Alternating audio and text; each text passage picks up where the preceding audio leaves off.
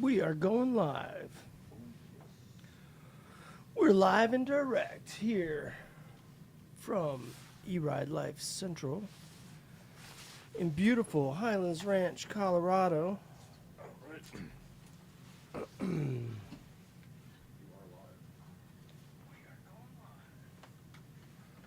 We're going live and we are live. What's up, people? Welcome to E-Ride Life, the live stream. And we are here with a special guest who I will introduce in just a moment. But first off, I want to thank everybody for showing up and showing out to E-Ride Life live stream. We got a lot to talk about tonight, tons in store. Give you a little recap on what's been going on with E-Ride Life, what's been going on with Amped Electric Games, and answer your questions and talk to folks in the chat as well. Want to give a shout out to Rumi. Rumi's in the chat, as well as cousin Josh, as well as Spartacus.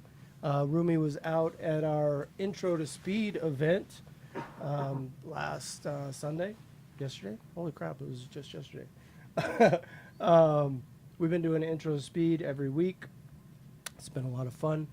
And that's just where we all get out, we get on our wheels, test some new wheels, maybe leave a little blood on the track, right, Rumi?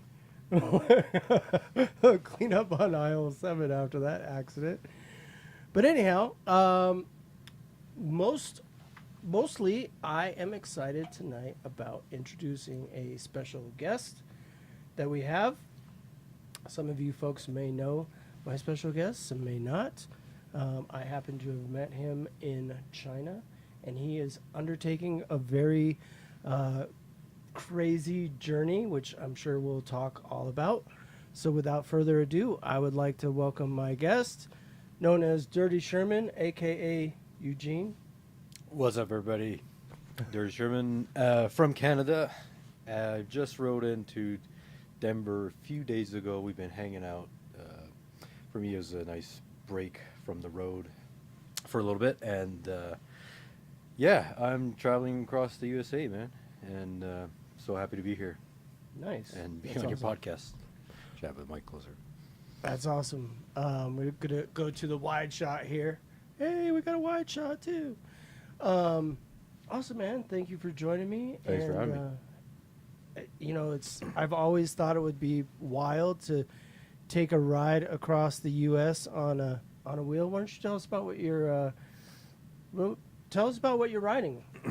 What am I riding? Okay, so the wheel is an Extreme Bull Commander GT Pro Plus, which I bought from our good friend Albert back in Vancouver. And I've actually done few series of long distance rides myself, and I was in Thailand just like you for 2 seasons, this year and last year. And another ride I done was in Canada from Vancouver to Calgary, which was I think it was like ended up being a 4,000 kilometer ride, so we'll say 2,800 miles or something like that. And yeah, so I've just been kept on stretching the distance that I ride essentially, and so far enough that I thought I could cross the USA, and here I am. Wow. That is amazing. Amazing to hear. Mm-hmm. So how long do you figure that this trip will end up taking you? So my original ride plan was to visit those 4 big cities in the corners, so Seattle, LA, Miami, New York.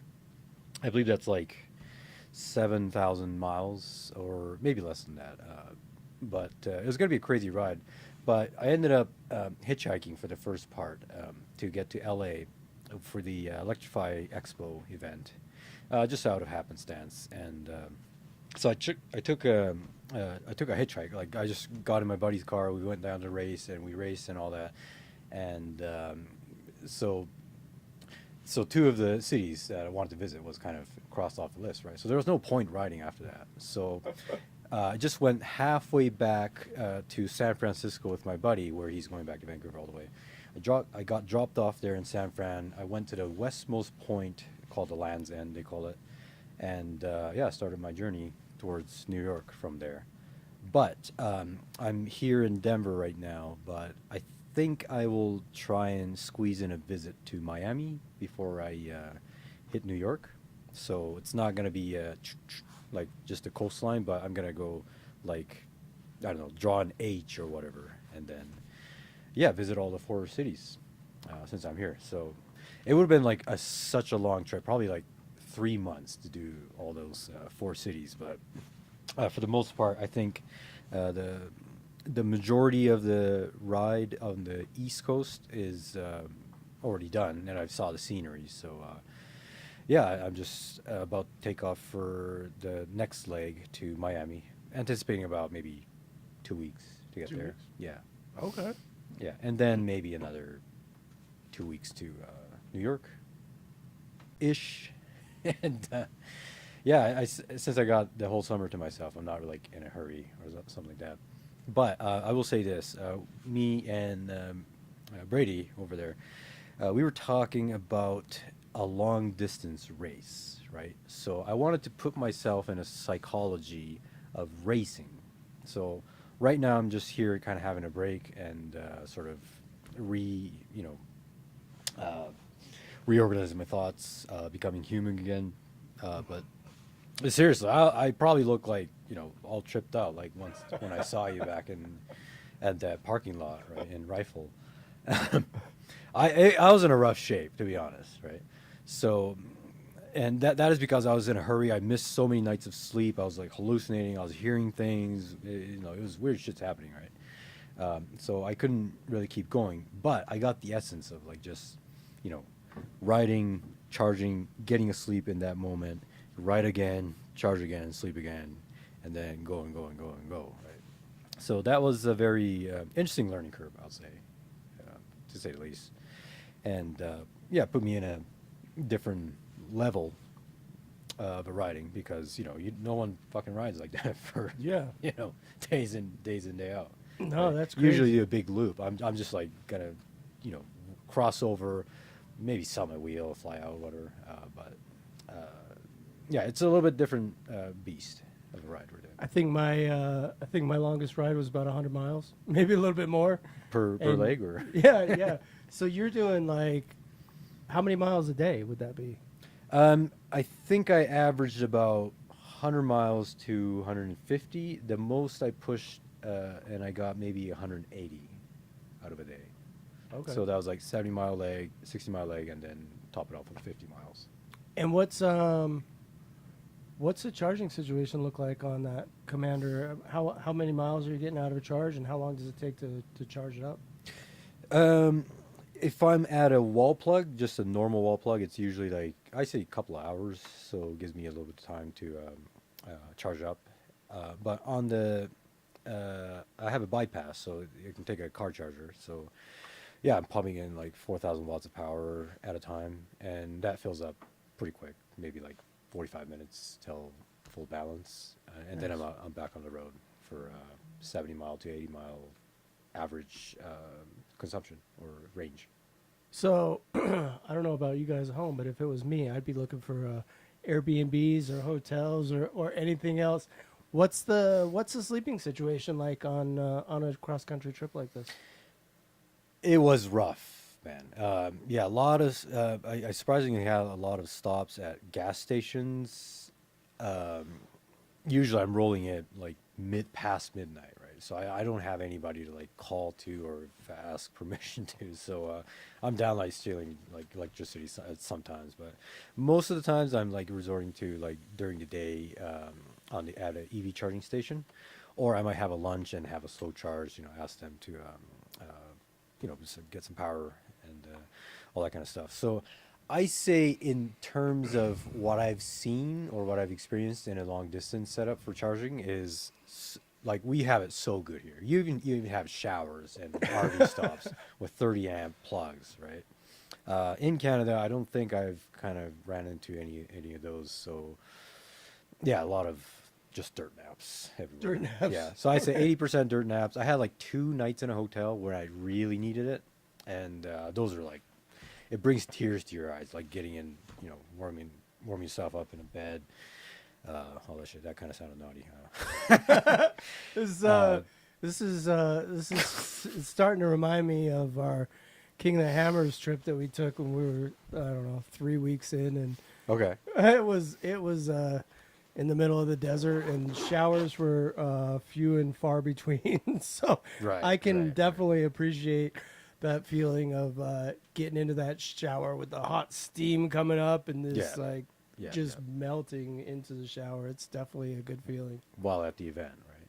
Yeah, at Right. King of the Yeah, Hammers. so of course you'd be like covered in dust and not having a shower for. Well, That sounds rough, man. when you're in the RV, we have to take these call them Navy showers. It's basically like turn on the water long enough to get wet, Yeah. and then turn the water off, scrub down, turn the water Right. back on.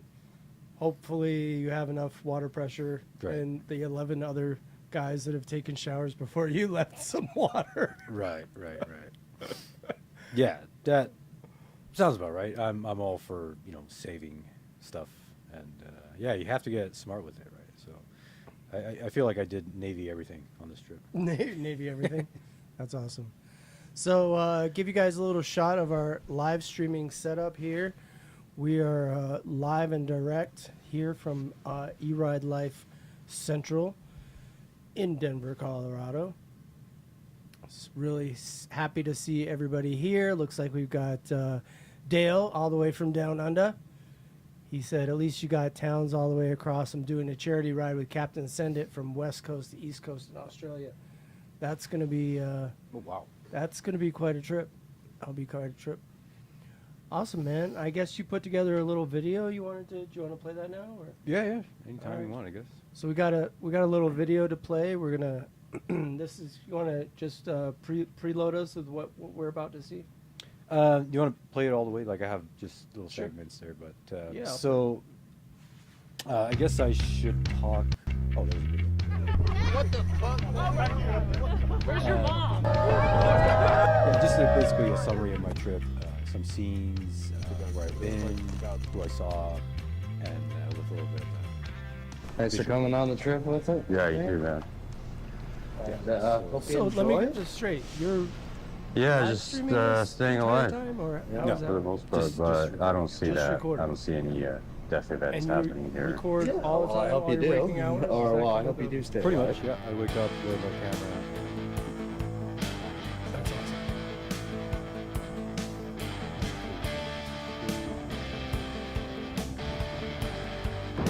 So, any cars come close to you when you're traveling? I got way too close with a couple of. It's way too close. Yeah. In fact, almost hit. I guess. And do you have a support vehicle? Yeah, or I you thought just 70 just miles solo. was the boondocking? range, Okay. bro, and I just did So you 8, got everything that you need to support and the wheels yourself still on got it. more to It's like you're give. giving us That's a- fucked up. Yeah. So yeah, I've been stretching the range quite a bit, and it feels like I could get 100 miles on my GT Pro Plus Yeah. on a single trip. I mean, it's theoretically possible. You just gotta go slow. There's a balance, right? You want to go at least a little bit fast. Unless it's, It's more efficient on that than the faster. yeah. So yeah, it's just this is just basically a montage until we met. 40 That's miles. awesome. You got the dirt road. American flag going. Yeah. Showing your patriotism. 100%. So yeah, my buddy's gonna be here, and oh shit, they're here. Yeah, there was. I guess I'll Ray, talk buddy! later. Fuck Oh, that's where we met. Yeah. That's awesome. So for those Buddy, of you that don't fucking know, right we were on. on our way back from Idaho, and we were following Dirty Sherman and his travels. We're like, hey, want to stop in and get a hot shower and good night's sleep? And he took us up on that offer. And that's the end of the video, I guess. Oh no, Oh, that's when we met. Shibby. This is when we originally met in China. And you thought I was shippy. I straight up called you Shibby Time. Eugene. And when you said no, I thought you were joking, so I still thought you were Eugene. Shibby Time. Eugene? Yes. Nice to meet you, Eugene. Nice to meet you. I'm Brady. Brady. And that's the moment I met Brady. Oh, nice. Okay. Now you're And Eugene's Sturbo's in there. Good, good, good. Yeah, Sturbo's in the chat too. I bet he didn't know he was going to be making an appearance in the video too. That's awesome. That's awesome. Yeah. So you said 8 mile And ride? that's our, I believe that's our ride we had.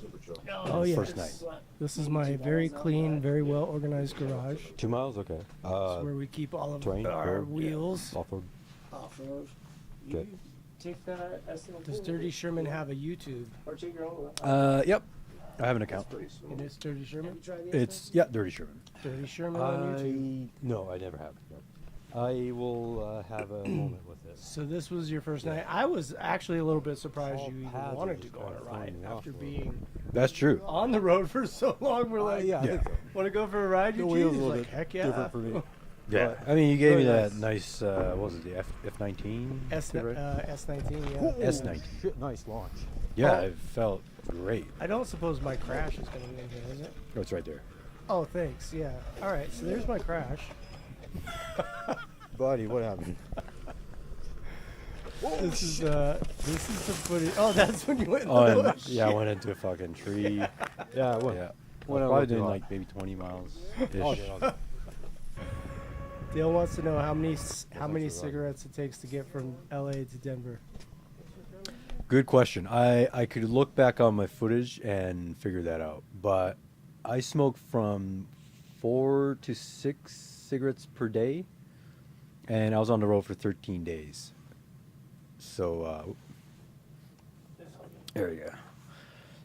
Yeah, so let's just say 5 times 13. That's about 60 some cigarettes.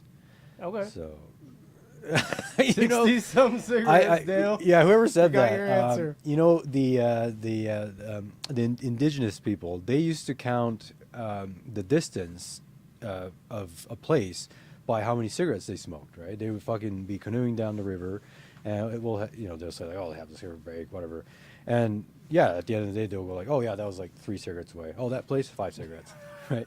So I fucking love that, So I'll do a full, yeah. I do the same thing with monsters on drives. Right. Somebody's like, so how far is it to Dallas? I'll be like, oh, it's about 3 monsters and a 5-hour energy. Because when I drive, I like to drive straight through. I don't like to. Right. I don't like to stop. I'm just gonna go. Yeah, might as well. I can tell you love driving. Yeah, or riding. I love driving. I get a lot of driving in. Actually, Brady and I just got done with a trip out to Idaho and Utah and Moab and. That's a good 10-hour to get there, right? Even more. Oh Probably. yeah. We were in southeastern Idaho, so it was only 9 hours, but we had to take the long. We had to take the long way, of course. Okay. And you had a trailer and all that, I guess. Oh yeah, we had the trailer and everything. Right on. Cool, man. So yeah, if anybody has any questions in the chat for Eugene or for myself, let us know. Saliva man. Okay. Before I get to that, I want to see if that clicks with anybody in the comment section. If you know what that voice just said, if you know what that means, you've probably seen it on TV or something. And I'm gonna get You know just what the straight to it. saliva man means? Okay. Get a free T-shirt today. No, I'm just kidding. No, it's a very strange few days I had. I think when I crossed into Utah from Nevada, and I had no sleep on that day, and I was probably trying to ride toward Salt Lake City, kind of trying to gun it there, and I guess somebody caught me with a video clip or something.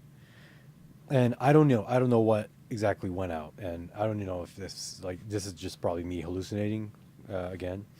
But one day when I was in Utah, everyone who passed by me started to call me a psychopath that swallows his own saliva.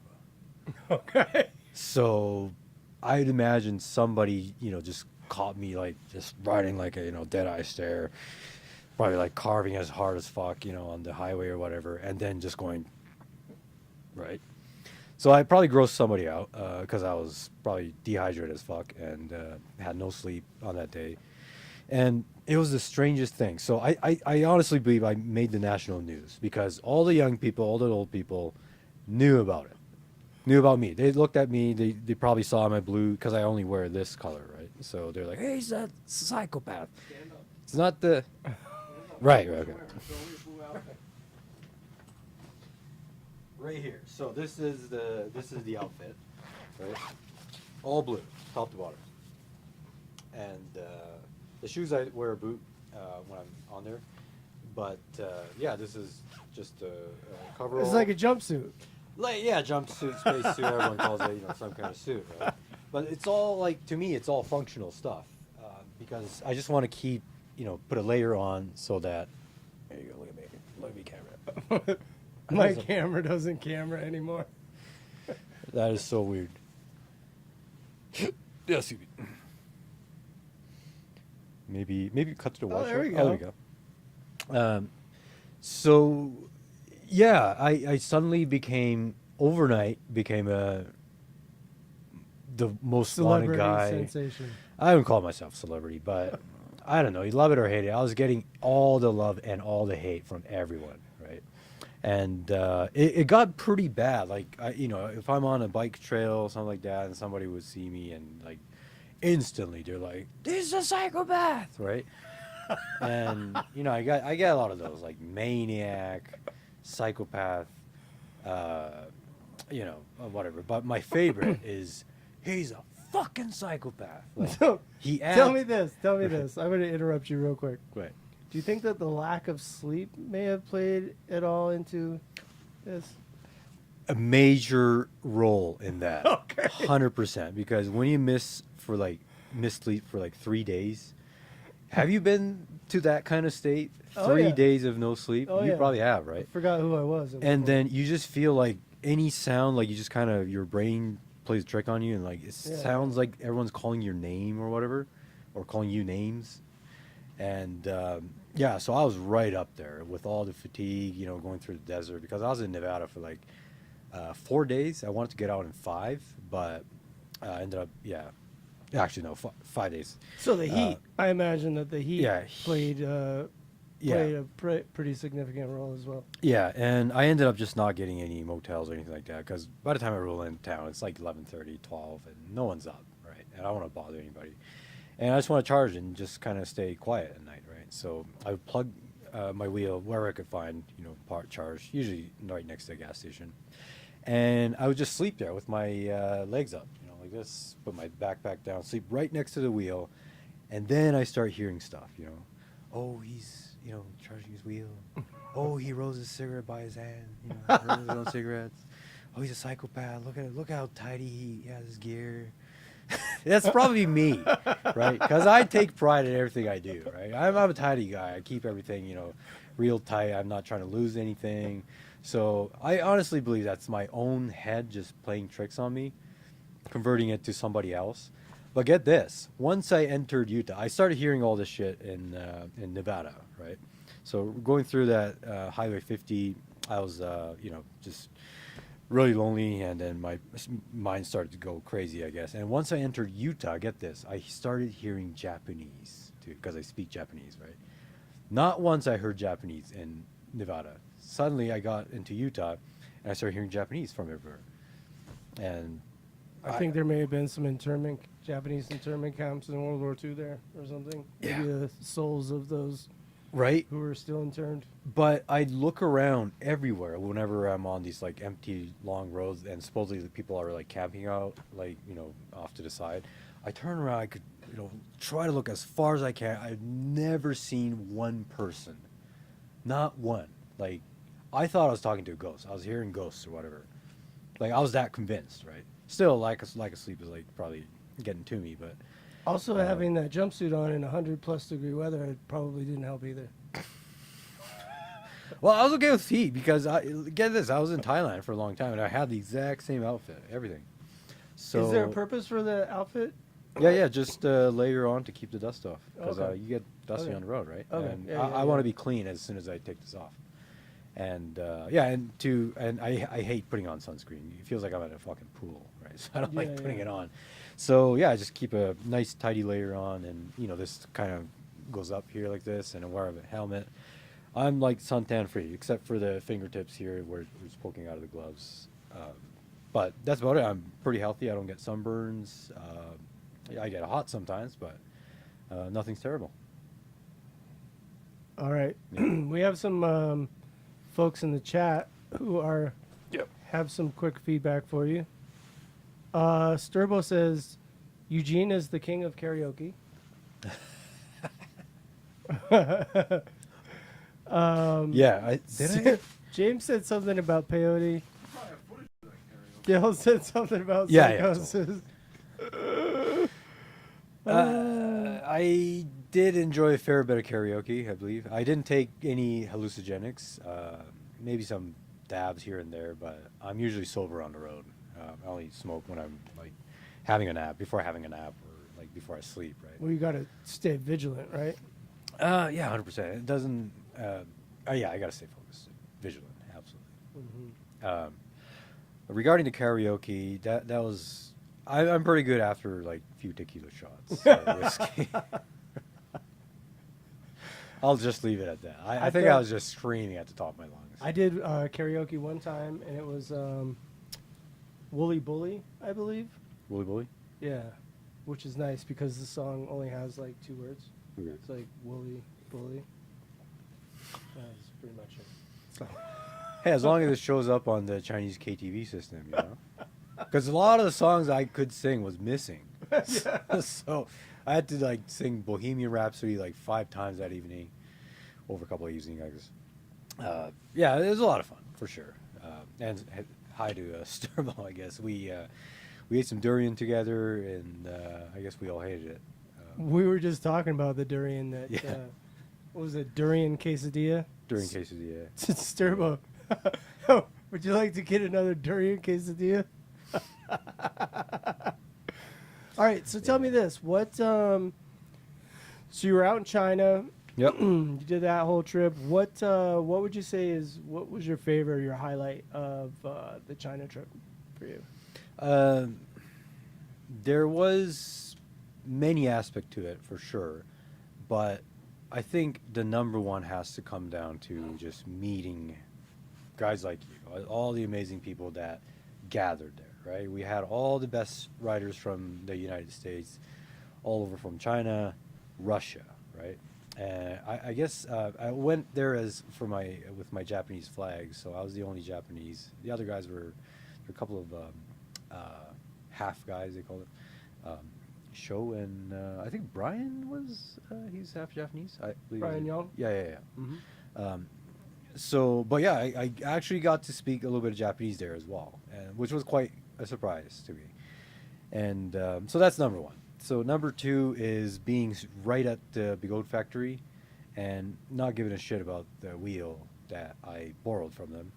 And this part was my favorite, so much so that I actually put out a video where I went up against this like really steep like hill climb thing. Not too long. It's a bit of a little bit of not a hill, I guess, but it takes a lot of skill to do that, right? And I guess we ended up at that spot called the Sandcastle, the White Sandcastle, with everybody.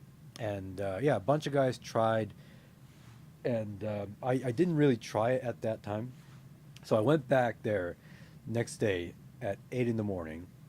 Got up and left, and went to the spot, and I found another guy, some guy from China, the off-road king, I call him. Kevin? No, not Kevin. He's the test rider guy. There's this older guy. He was like 50 years old, something like that, and yeah, he just loves off-roading, right? So there was the two of us at that mountain, just going at this hill. I swear to God, I did like 50 attempts, and I love that. love that thing so much that I put it up on YouTube. Like just all the attempts that I did on that. And What I were you riding for that one? It was the 134 Blitz. Oh, nice. Yeah, with street tire. Might Oh, add. jeez. So it was that wheel got into really rough shape at the end of it, and but like I said, Big Old Factory, it's right there, so they fixed it up for me as soon as possible, and I was able to just ride that same wheel in the race and all that. Nice. And so that's my favorite part. Like, you know, when else am I gonna get a chance to bash the fuck out of a wheel, not give a shit, get a free repair all day Yeah, long, yeah, yeah. right? Oh man, China was amazing. They had what were tire changes were like $10 or something. Like, Yeah, go drop $10 Yeah. on a tire change any freaking day. Yeah, Like, yeah. it's crazy. It's a very interesting system they had going on there. So James asked if we were in the bathroom. No, James, but those do look like shower curtains. Thank you. Thank you. Oh. Thank you for measuring. Actually, Brady's in the shower right now. James said that he watched you giving that so many tries at the White Castle at the White Sands. Oh, okay. He was there to. Yeah, he was the old guy you were talking about. Sorry, I blanked out. You said there was another guy, older guy there. Yeah. Was it James or was it Chinese guy? Chinese guy. Oh. Yeah, I don't even know his name. Oh, okay. Yeah, but I thought it was you, I James. put up a video there, so. Yeah, it's on the Dirty Sherman channel if you're curious. I call it the Shenlong challenge. Shenlong is a rising dragon. We got an awkward laughter from Yeah, back yeah. in the studio there. Somebody's laughing in the peanut gallery over Dude. here. So yeah, and I guess more. You know that. Honestly, I don't know how Bigot came up with all that money to like pay for like 70 people's hotel for 10 straight days, host all that event, and do all that, right? So I think that was like seriously a once in a lifetime experience. Yeah. Like Yeah, it I was can't awesome. emphasize that point enough because seriously, what company does that? They'll just invite you out. You have to buy your own ticket, but that's fucking fraction of the cost. Like what they had to come up with, right? They lend you a wheel. You can bomb around all the city, all you want, and eat good food. Like I hadn't paid like a cent for fucking food there. Yeah. They paid for all our dinners. Like I got invited out for lunch, dinner, and even was fed 2 big bottles of beer per lunch every day. I tried to pay a few times and nobody would let me pay. They were like, "Oh no, Yeah. you're the guest. You're the guest." I was Yeah. like, "Okay." Yeah, 100%. And seriously, the hospitality that I received there in China was like out of this world. I've never seen anything like it. Like I come from Japan, and people think Japanese people got hospitality and shit, but China's just like on another level. Like, and if a company does something for you, it's like extravagant as fuck. Yeah. And yeah, I'm felt, so thankful for them. I felt the same way. Have you been to India yet? I'm not. No. You have not. Okay. I felt the same way about India. I was like, the people that would just like invite you into their house and feed you a meal and just like hang out with their kids and talk about whatever. It was just Yep. like amazing. I think the hospitality that I've seen in other countries, it's just unparalleled. You just don't see that around the U.S. Right. that right, often unless you know somebody that knows somebody. But Right. Yeah. I don't know. I think it's going to be interesting though for you to. Now this is your first trip across the U.S. Is that right? Yeah. First, I think. Yep. Okay. And yeah, I guess for future trips, there's another buddy of mine back in Vancouver that I've been talking about this stuff, and it's the same buddy that I went to Thailand with, and the other one probably not in the next year or in the close years, but somewhere in the future we're planning the entire Silk Road tour. Oh wow. So that's starting from China, maybe from the Bigot factory. We'll start there. Oh, nice. Ride all the way just under Tibet, where they have that mountainscape there, Oh, and yeah. then ride all the way out to like all the stands, Kazakhstan, Turkmenistan. Go through northern India there, Ladakh. Yeah, I North think. India. Yeah. Yeah. And then all the way till we hit Caspian Sea, and yeah, maybe take a ferry across all the way to like Bulgaria, you know, and Georgia. and Russia, Georgia, that area.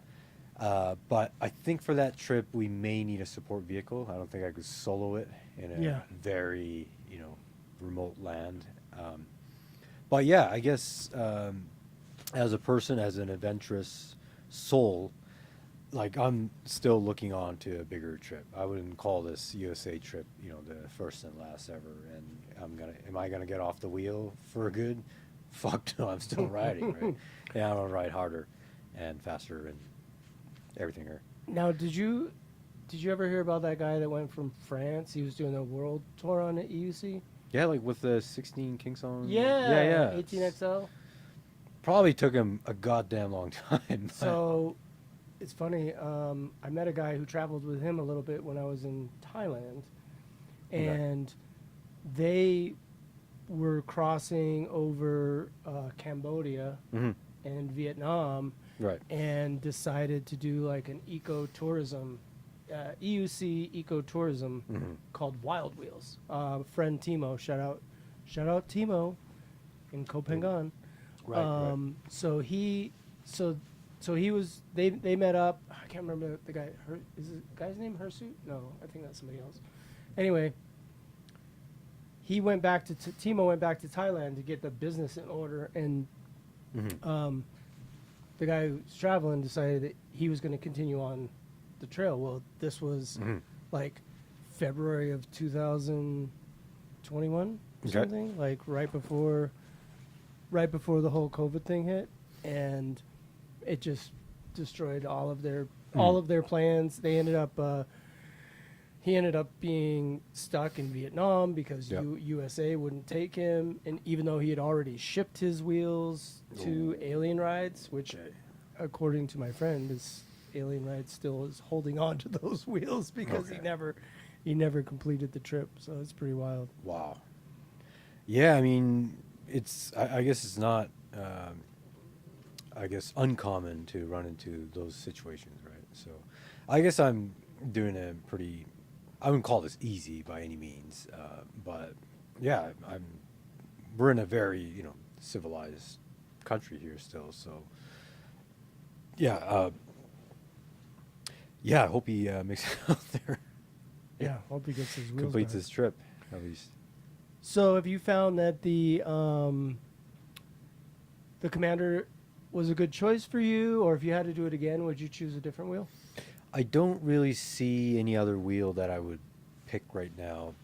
I hear a lot about like the Panther, even Commander Max, Master Pro, all that. But yeah, just having that top end because it's got the ET Max motor and the same controller, just with more batteries. Fuck, that's all I need, right? Yeah. Because it's nice to have that top end when you can hit like 70 miles per hour if you wanted to, which I don't really. I haven't even tried. And then when you're going slow with that high torque motor, man, like, oh yeah, easily pull 100 miles of range out of it. And the design is, pretty slick. It's built like a tank. I've haven't had any major crashes, but yeah, all I got is like some scratches on it, and everything's in working order. Yeah, and very low maintenance, I say. So Nice. I love that wheel. Yeah, but a little too heavy on the trail, I must add. I was love just gonna trails. ask. I was just gonna say. So Yeah. when you're doing this trip and you're going across country, are you doing side quests? Are there like 100%. little trails and stuff that you're doing? Oh yeah. Oh yeah. Nice.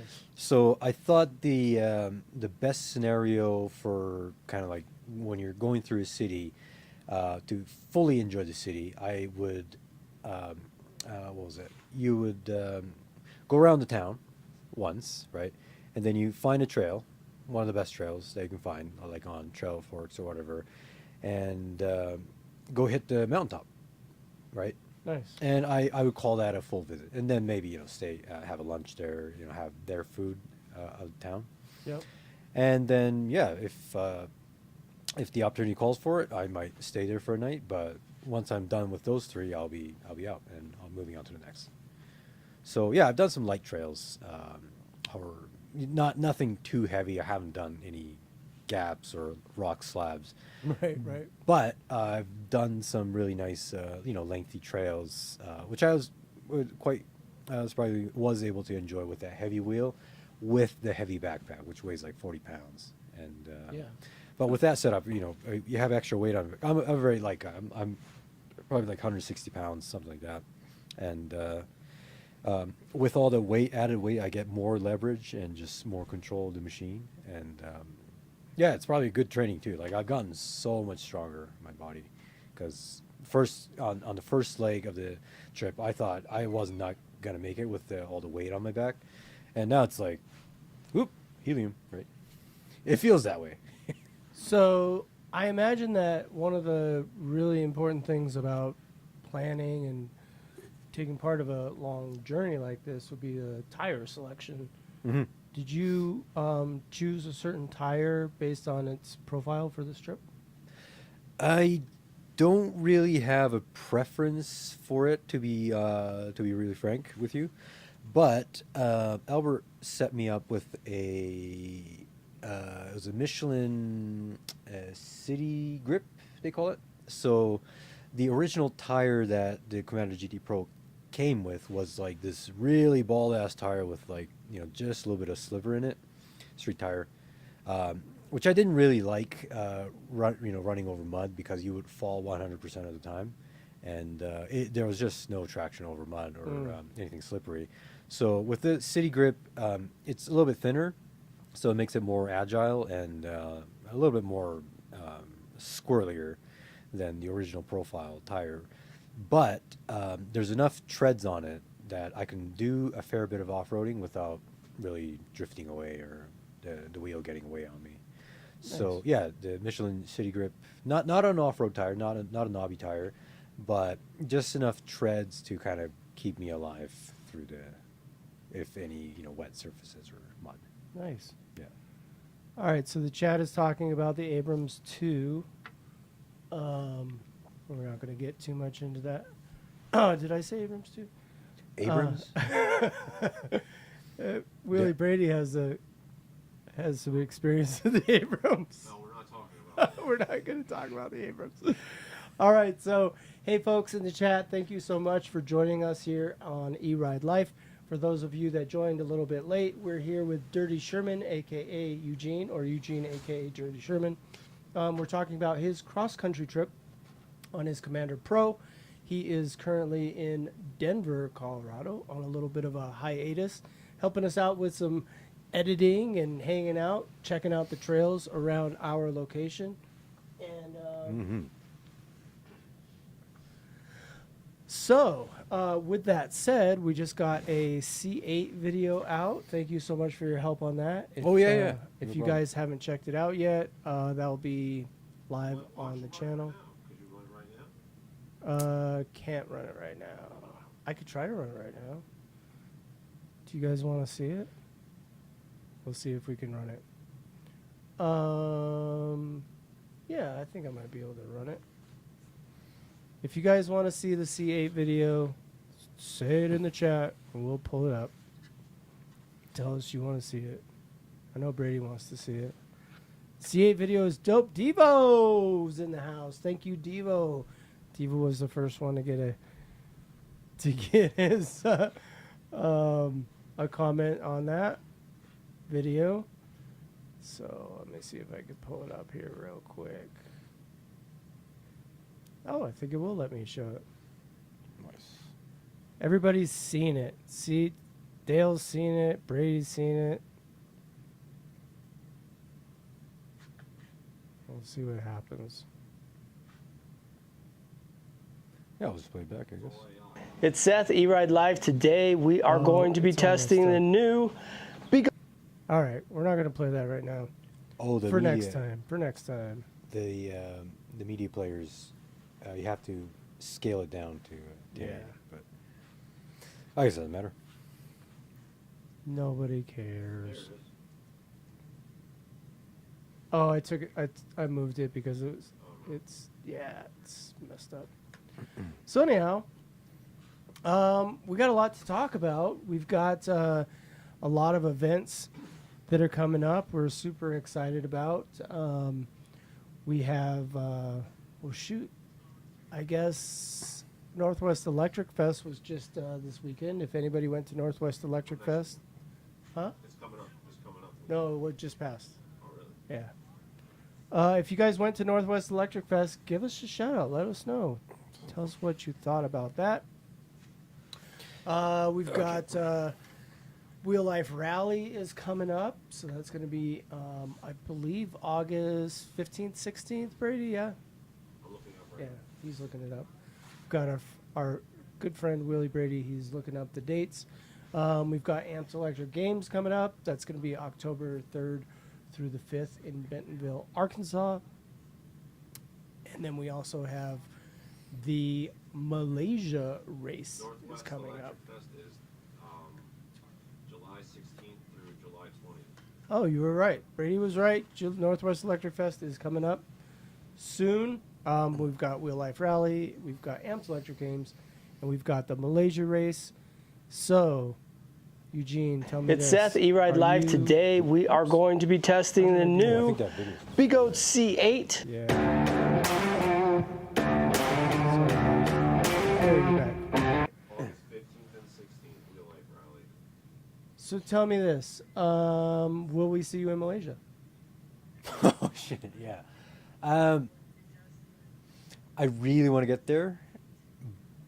I may have some other plans nearby in that thing. So, but like I said, these are once in a lifetime experience. So Yeah. I'll try my best to get there myself. Nice. Yeah, I'll just leave it at that.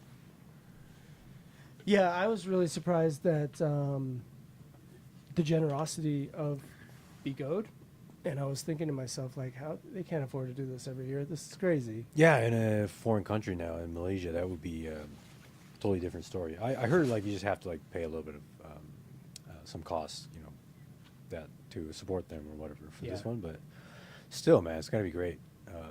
I'm not a fond of the Malaysian weather though. It's Oh. very humid there, Really? and it's really I can't do with the humidity. It's terrible, especially with the suit like this, right? But yeah, it's going to be a great event, hopefully. Awesome. So I am also looking forward to that. I happen to be one of the organizers of that race. If you guys would like more information about the Begode Malaysia race, head over to begode-race.com. Tickets are also available at begode-race.com/buy-tickets.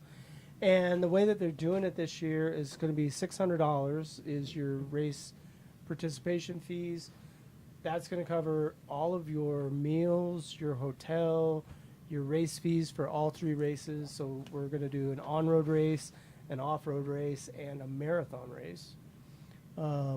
That does not cover your wheel, though. So if you wanted to rent a wheel, you could get one for $300. That will cover you for the entire time that we're there.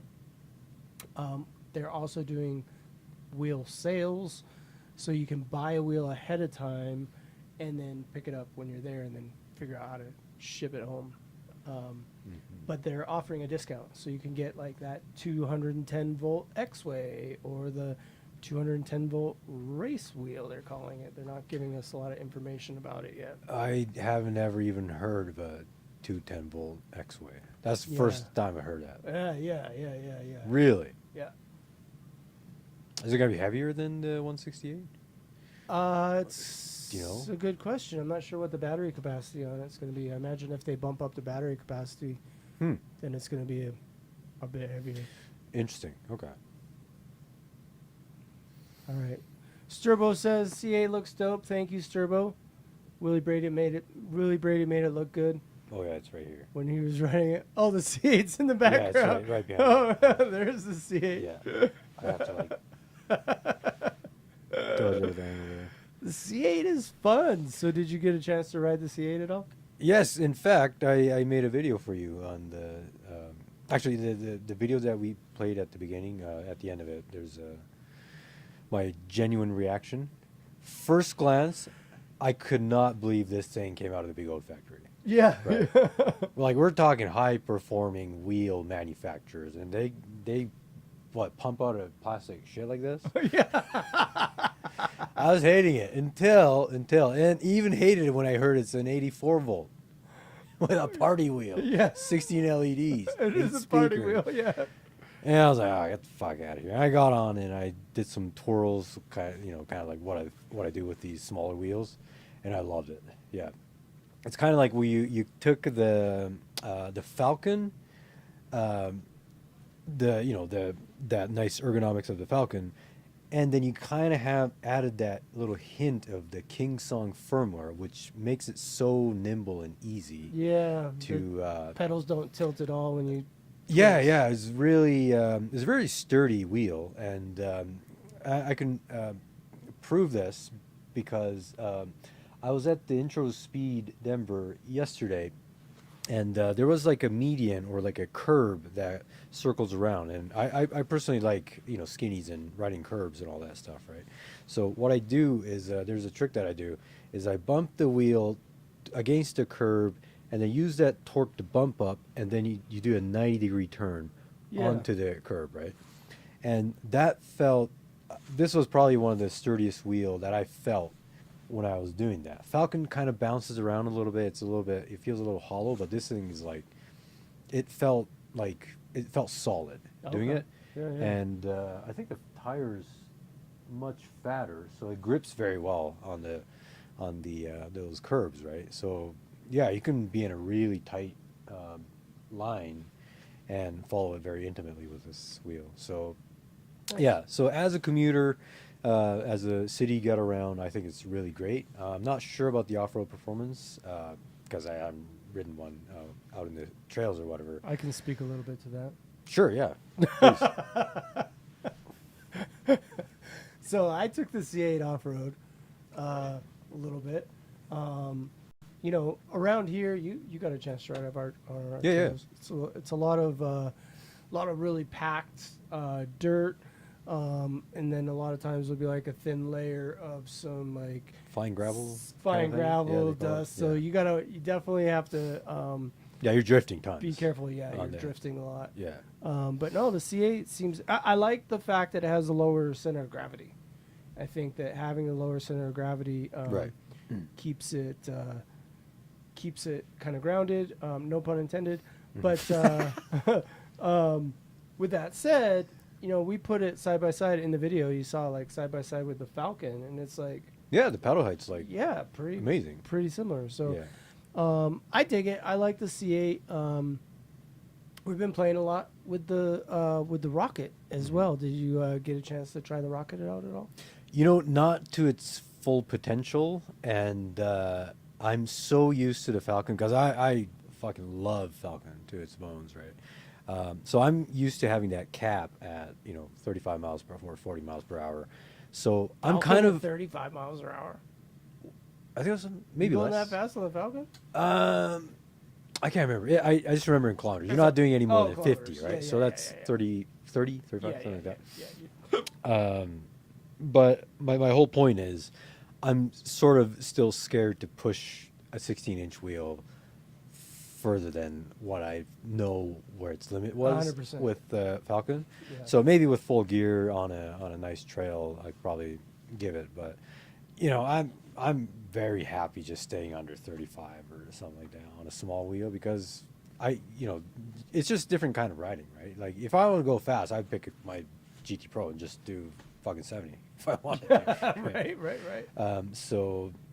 But aside from that, I think Extreme Bull's design, I really like their handles, like their what they do with their design is on point in my opinion, and something that I really admire.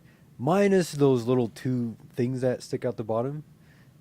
Once that's cleared and has like a nice clean bottom like Falcon, oh shit, I picked that one like any Yeah. day. Right. And those are, forgive me if I'm wrong, but those are for charging the air suspension. Is that what you're talking about on the bottom of the Falcon? No, Or it's like a little screw thing. I think it's part of the suspension they have. Oh, okay, got you. And yeah, if you don't tie it with a wire or whatever, it just kind of keeps coming loose, and then you lose it. Oh right? yeah. So that's a common problem, and I don't know why they haven't fixed it yet. But Reminds me of like the V11 back in the day. It had, yeah, things on the bottom, and you'd always end up. yeah, anything I guess has quirks and all that. So I kind of look at it as the Lamborghini Countach, right? You look back and there's like barely a window to like look back, right? So you have to like open your fucking door and poke your head out as you're backing up the car. Like stupid shit happens like when you just pursue performance in a design, I think. Yeah. But that's part of the charm, right? So Yeah, the as long as it's not functionally oh, thank you. The Rocket is definitely a rocket. It lives up to its name. I was doing like what 48 miles an hour the other day, with a Oh, yeah. I with couldn't a catch you. with I a was loaf of 1-4 bread. extra. And we were coming back from the grocery store, and I couldn't catch 'em. had a baguette, Baguette. and I was like just riding along, and Yeah. it didn't beep, it didn't do nothing. I was That's cruising at the- like close to 50 miles an hour on that little tiny wheel. It was like crazy. That's fucking dope, man. Yeah, it was awesome. That's the crazy part. Like you don't hear the beep. I pushed it as far as I can, but I haven't heard a beep, right? So, and that scares me. Yeah. like, So Yeah. Dale is Yeah. saying, let's get caught up with the chat here. Oh, is there some question about the C8? Dale wants to like the C8 because Seth and Brady like the C8, but left Marty something. I need ChatGPT to. Is this Australian? I think he's speaking Australian. When can I name other? Anyhow, so Dale wants to like it, but he doesn't like it because it's a party wheel. I don't know, Dale. Do we have any other party wheels out there that are better than the C8? We got stopped by the police. Oh, we did. We got stopped by the police. 'Cause you're Should on I a tell party that wheel? story? Yeah.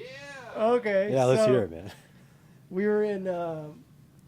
We're in Idaho. We've been traveling all around, meeting up Yeah. with dealers. So E-Ride Life is now a dealer distributor for Extreme Wheel. So we're selling the ES Yep. dirt bike. Mhm. So we've been traveling around, meeting dealers and riding electric dirt bikes and electric Yep. unicycles with people all over the West. It's been a blast. Yep. I do a lot of the filming because I'm on my wheels, so I have both hands free and I can do filming and stuff. Yep. So anyway, we were up in Idaho. We came down through Utah, and then we were outside of Moab, and we've driven by Moab like 17 times and never stopped. And I was like, all right, we're gonna stop in Moab and go check this out. Like, Yeah.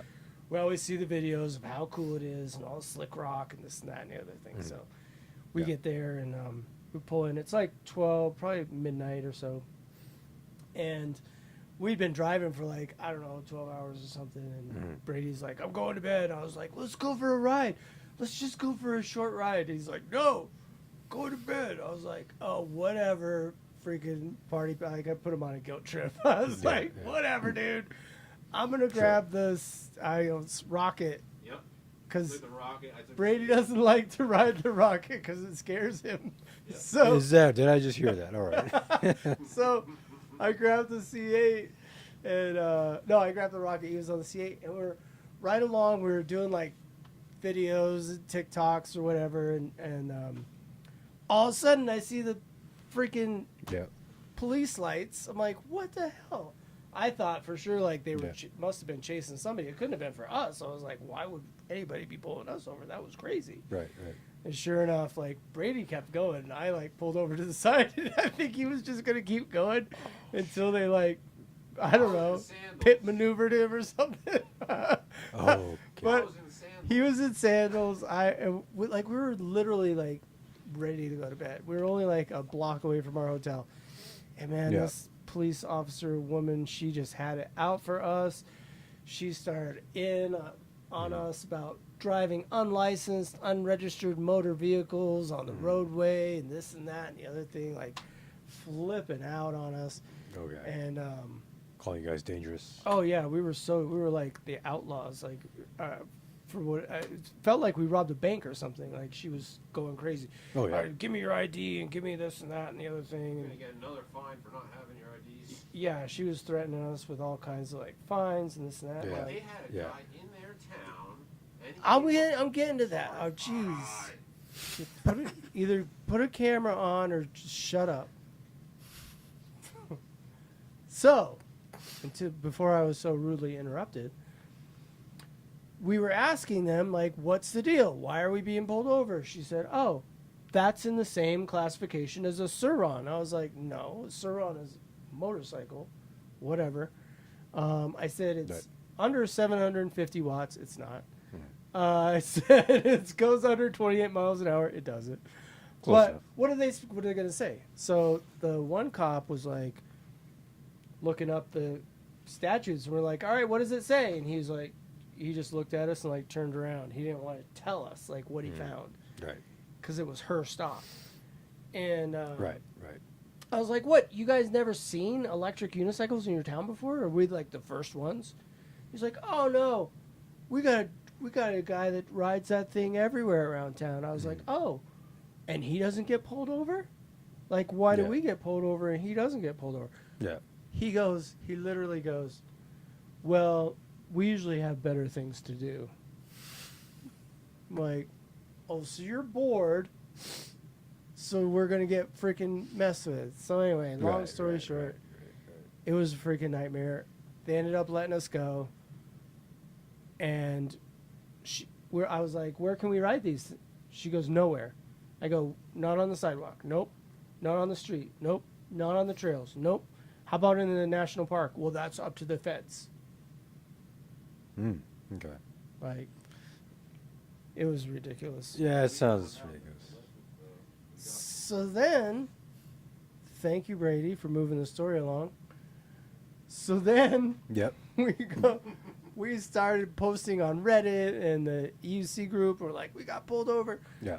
in Moab. This is ridiculous. And everybody's like, hold on. Like, our friend Lily sent us the freaking statute that says in the law, electric unicycles are permitted anywhere bicycles are permitted, including the roadway, the bike lane, on sidewalks. Like, it's written into the Utah law. Yep. But it was just passed in May of 2025. So we're going to be generous, and we're going to say that police officer probably didn't know Okay. that the law has changed.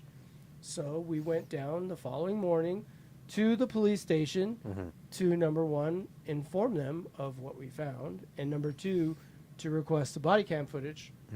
So this is all going to be coming out. Because we want to make more reels. We're excited to bring everybody the body cam footage of getting pulled over in freaking Moab, and whatever else they said about us behind our backs. I'm sure we're going to find out too. Yeah, that's going to be in the body cam. I was just about to mention that part. Like, that'd be a lovely thing to hear. What now? Have police ever messed with you on your long distance trips? Yeah, I've gotten pulled over maybe. I talked to police, 4 times over the course of my 5 years of riding, and once in Japan, so that's 5 times. But yeah, all I walked out with a warning at best, but it seemed like most of them were just kind of curious about what I was riding, more than all the other stuff that you hear, right? The insurance, the Right. lights, all that stuff. So I've never had a bad day with those people so far.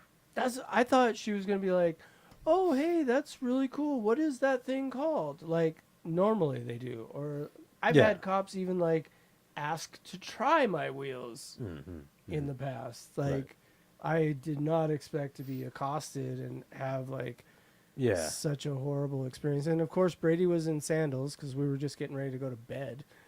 And we're like, we went to get our chargers out. Yeah. So the whole point of going to Moab was to ride around the Arches National Park. National Park, right? Yeah. Right. So, it kind of put us off a little bit, but we still got our riding in. We still went around the park and hung out. So the But- next day, right after. Yeah, the but place. we didn't Okay. spend much time. Okay. We decided not to spend a whole lot of time in Moab. We had other things going on. So, Yeah, I Have you made it guess- out to Moab yet? You know, I had put a want to go mark on it, but I never made it on this trip because it was a little bit out of my way. And best I could do was just make one stop at Yosemite, which was kind of like my on my bucket list, right? And I heard about Moab from somebody else. It was pretty that- far south from where you went across. Yeah. So it would have been a massive detour, probably like a couple days worth, right? Across So, the desert too. It would not have been a nice. Yeah. trip. So for this trip, I've actually skipped out of it. But hey, I might just come right back to it, and maybe even just drive there and take my favorite trail wheel, so I can really enjoy myself, right? Yeah. Not be on my heavy wheel and try to make the best out of it. Yeah, I think Brady and I decided that we needed to seriously plan a Moab trip and then go and hit those trails that we want to hit, because we just kind of rolled into town. Yeah. We did end up hitting a couple power sports stores to talk to them about the Extreme Wheel ES and Yep. stuff like that. But all in all, it was a pretty uneventful trip. Amazing sights there, amazing place. But I would have loved to have got out on that slick rock on, especially since on the Rocket and the C8 both have street tires. So I figured the street tires might do well on that kind of slick hard rock stuff. Yeah, I guess it would grip very well, those rock slabs. So we've got, let me catch up on the chat here. Dale's wanted. That doesn't surprise me, Dale. He's wanted. Let's see. Unlawful cops, shocking. Yes, Sturbo. Can't believe the cops don't follow their own laws. Yeah, Dale said I had a cop talking to me, and he was like, I have an e-bike. That's not exactly legal. Aha. It's the closest thing that we have to our wheels is an e-bike. So we say because they always say class 1, class 2, class 3. We're like, hey, it's class 2. It has pedals. It goes under 28 miles an hour and 750 watt battery or whatever. Because they're never checking. I've never had a cop oh, let me see the motor rating on that motor. Yeah. Or anything like that. Looks like we have a couple new people in the chat. I saw ABC in the chat. Also saw Emmanuel Ojeda. Question for you, those of you that are in the chat. So here with Eugene, as you know, he's taking a trip across America on his electric unicycle. If you were going to take a trip across America on an electric unicycle, or Australia, wherever you happen to be, what would your choice of wheel be? What would your tire choice be? Throw them down in the comments. We would love to hear what your choice would be. As far as my choice, I would have to say that E20 would probably be a good choice for me. It's E20. No, I'm kidding. With the Okay. extended battery pack and shit. Yes. I would just run an umbilical cord from the E20 to a tow vehicle to a support vehicle. Yeah, and then go 20 miles an hour? Maybe less than that, 15, right? That shit. It wouldn't actually be an electric unicycle. It'd be crossing the United States on a bike. I guess you could try, but I don't think you would withstand the Nevada heat if you were ever to go through. Forget that, man. Yeah. Honestly, I think probably my favorite long range wheel that I've ever owned, this may be dating myself a little bit, but I really loved the OG Monster Pro. 24-inch diameter tire. Would just roll over you could roll over massive potholes and you would barely even feel it. Right. Now, the rim was made out of paper mache, so be very careful when you're rolling through those potholes. Right. Otherwise, you're going to end up cracking a rim. Right. But, so Sturbo says he would like to do the trip across America on a Panther with a Michelin tire. That's a good choice. Okay. What was the Panther's capacity? 4,400? 4,400? Yeah. And it had a magnesium tile motor or something like that, right? Yeah, I believe so. Adventures in Gold. He's going to do it on the Future, seated. Bro, earlier, about 2 hours ago, I was riding your Future seated to the pool nearby, and that handle, bro, dug right up into my whatever you call this bone in there, right under your balls. Did it give you the shocker? And holy shit, that was stronger than 200 milligrams of caffeine. Woke me the fuck. I was like, oh, fuck. I almost rolled off that fucking thing, man. Maybe that's why I took a nap. I didn't even enter the pool. So Side story, sorry. so you've been hanging out with us. You've done some riding around on our trails here Yeah. in Colorado. Mhm. What are your opinions? What do you think about our terrain that we have here? Well, I would have to say I've never seen anything like it. The trails, I don't know if you call the everything trails, but you have these like blocked cement areas, kind of like paved, but not like Greenway paved. is what we call them. Okay, greenways. And yeah, that just seems to go on and on and on and on. Like you kind of be mesmerized because, to be honest, it's a little bit of the same view everywhere you go because you'd be turning right and left, and then you're like hitting a peak, and then moments later you'd be turning right and left, and you're hitting a peak, and like you're like, oh shit, this is a fucking big ass piece of land here with quite a bit of trails and greenways, right? So I'd imagine if you love riding wheels, you'd be like everywhere. Like you probably know the town by a weekend, just ride around all day long and see all for yourself, right? Personally, I've never had anything like that. At best, I was in Vancouver doing like city riding, so I do like stupid shit on the streets, like riding curbs, riding in between where the sidewalk ends, but you're on the curb and dodging all the poles and shit like that. Yeah. So like technical stuff, right? So I'm not really used to like having a big open land where you can just blast away if you wanted to, or just go on forever. So and I think it's a definition of some sort of a freedom, if you will, you can call it. And I think it's wonderful, but I don't know. Had I grown up here, I would have probably loved it to the bones. I guess I'm seeing for what it is from my biased point of view. Yeah, but I really like the technicals a lot more. But here, I think you can train for speed, like all day long, right? And it's probably the perfect place for it, which prepares you for a race, right? Yeah, that's a good point. Yeah. So Colorado is the home to the Fast Boys, which would be Trevin, Enrique, Greg, and Riley. I'm gonna admit something on the stream. Not sure if I've admitted this before, Yep. but we all started on one wheels. So we were one wheel riders originally. And these trails that around here are what we trained on. Now, with that said, we've gone on to have, I think everybody that I mentioned, with the exception of myself, has podiumed in one wheels and or EUCs. Okay. I never knew about this. actually. Yeah, so this area, specifically this area where I live, my little alcove here, and those trails that we took you on at night where you unceremoniously went off the trail. those are trails.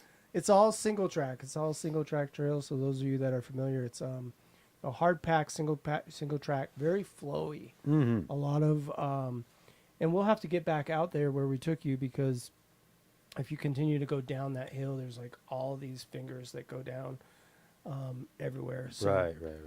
it's pretty amazing. Yeah, I mean, by the looks of it, it's perfect for one wheel, right? Because you Yep. can't really have like bumpy terrain. It's very smooth. It's it's compact. It's very has those fine gravels on Yep, and stuff. yep. And oh yeah, I imagine it'd be Yeah, a, with it'd be the a wide wonderland tires, here nice. for So we one had a wheel. couple questions that came up. They were asking, oh, Captain Send It is in the chat. What's up, Captain Send It? He says he's going to be doing a crossing of Australia on his Lynx next year for charity.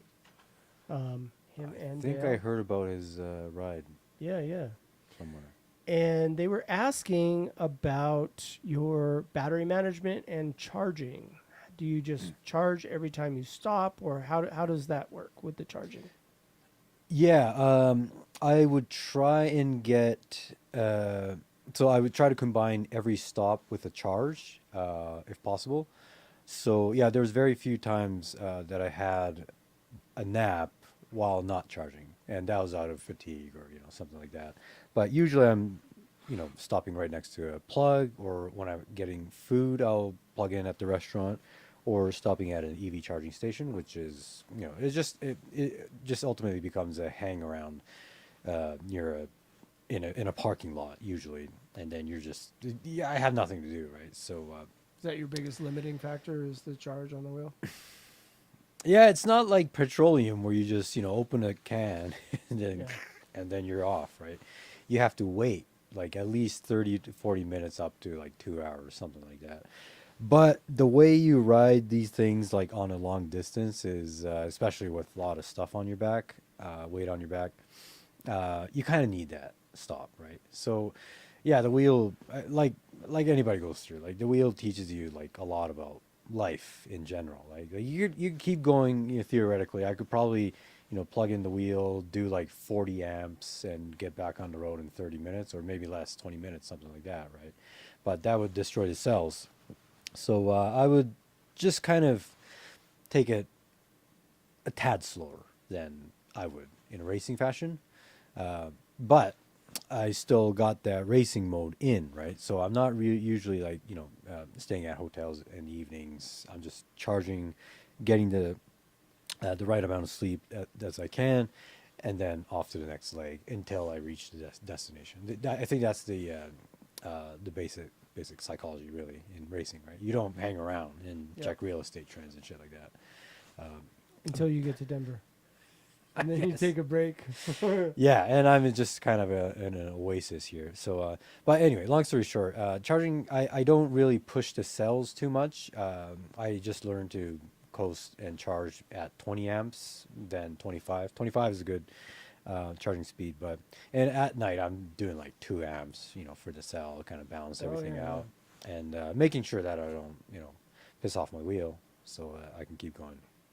Nice. So, for those of you that are just joining us, I saw Sensei Vegan just jumped in. We are here talking to Eugene, aka Dirty Sherman. He is taking a trip across America on his Commander Pro. Now, this is not your first long trip. You did a Canadian trip as well, is that right? I've done one Canadian long distance, 2 seasons of Thailand long distance, circling around the country, and then this is my fourth ever ultra long distance. Okay. Yeah, I call it ultra long because it's in the thousands of miles of range. So, do you pretty much is long distance riding that's your jam? Do you like to do like trail riding, jumps and things like that, or you pretty much you want to get in it for the long haul when you get on a ride?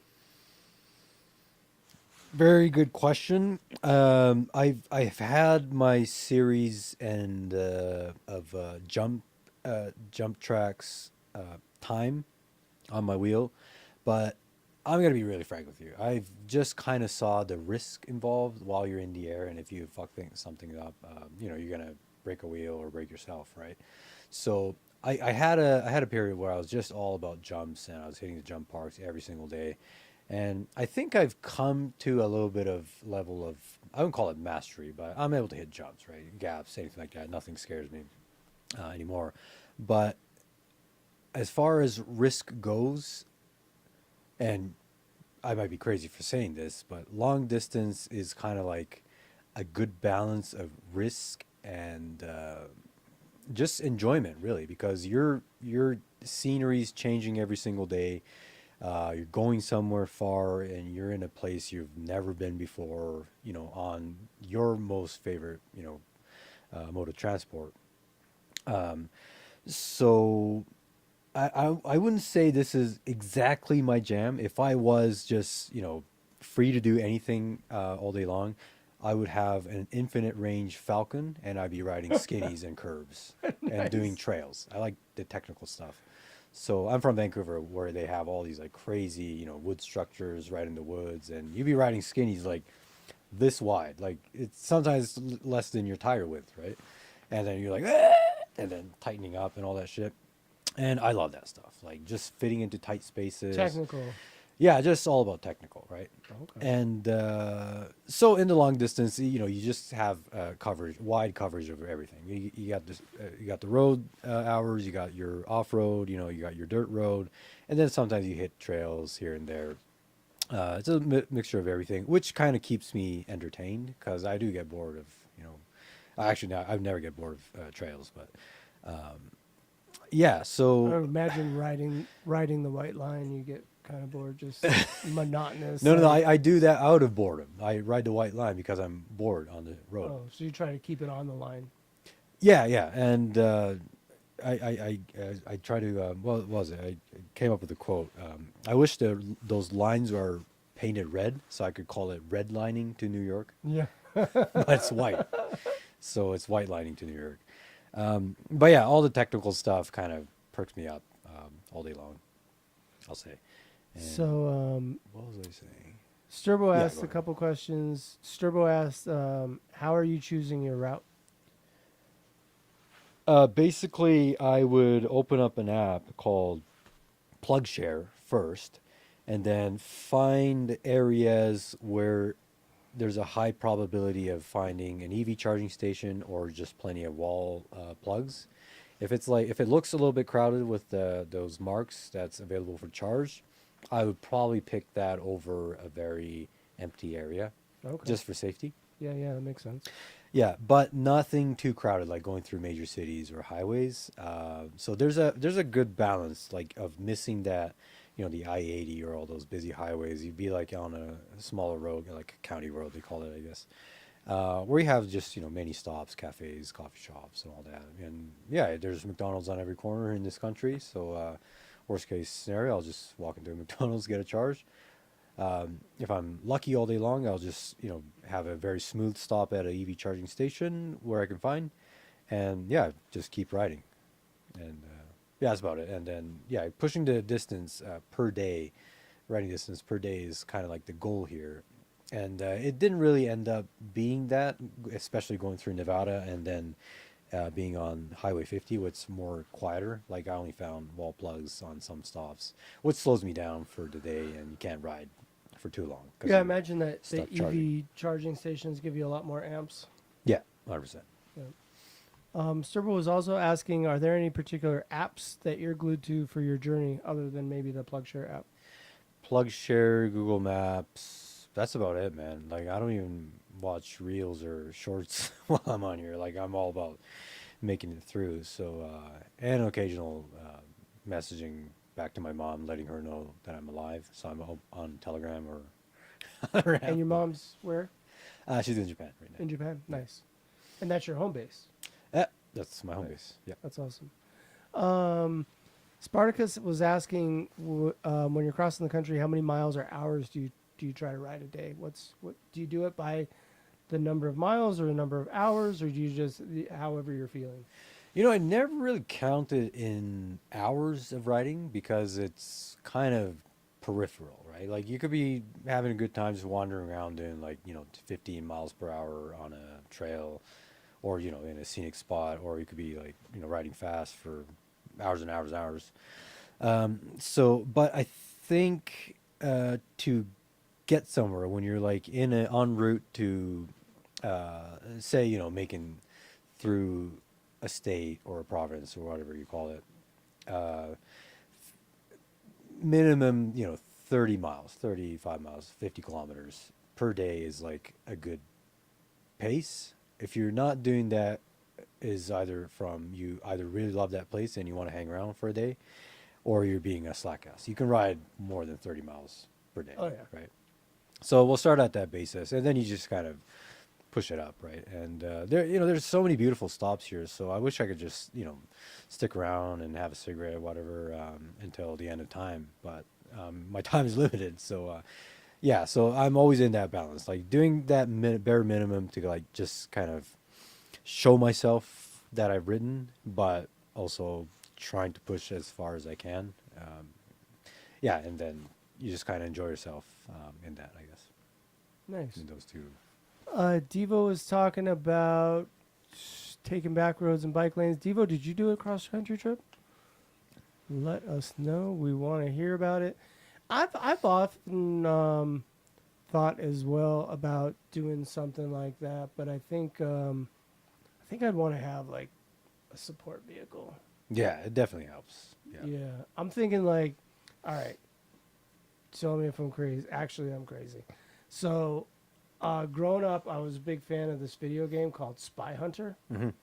Are you familiar with it? I never heard. No. All right. So, all right, those of you in the chat that know what Spy Hunter is, you know what to do. So in Spy Hunter, it was like a stand-up video game, and it had a gas pedal.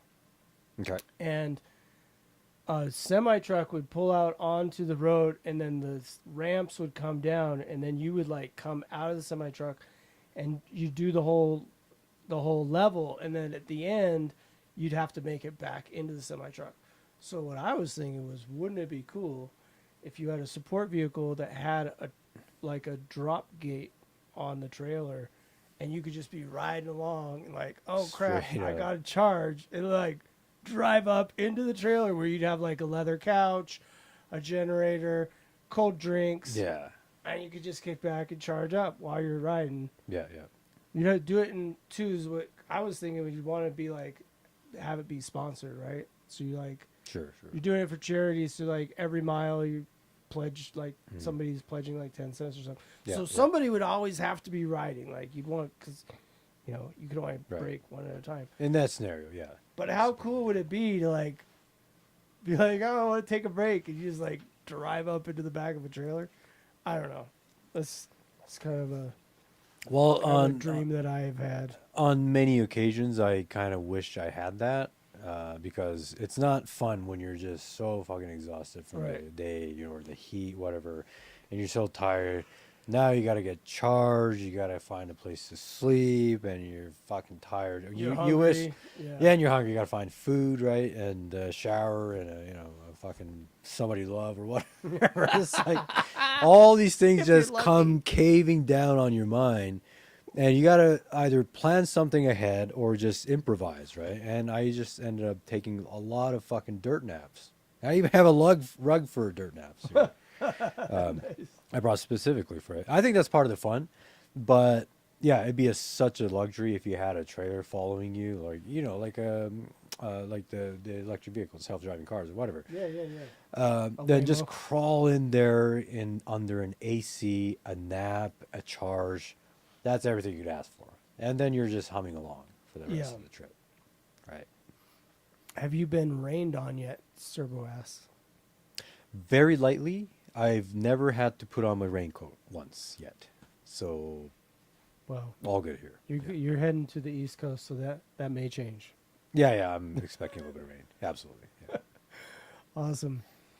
Cool, man. So, let's see. So, a couple other questions just coming up. How much kit do you carry? You were saying like 40 pounds in your backpack? Yeah, 40 pounds. So to break it down, I have a day bag like this that I attach to my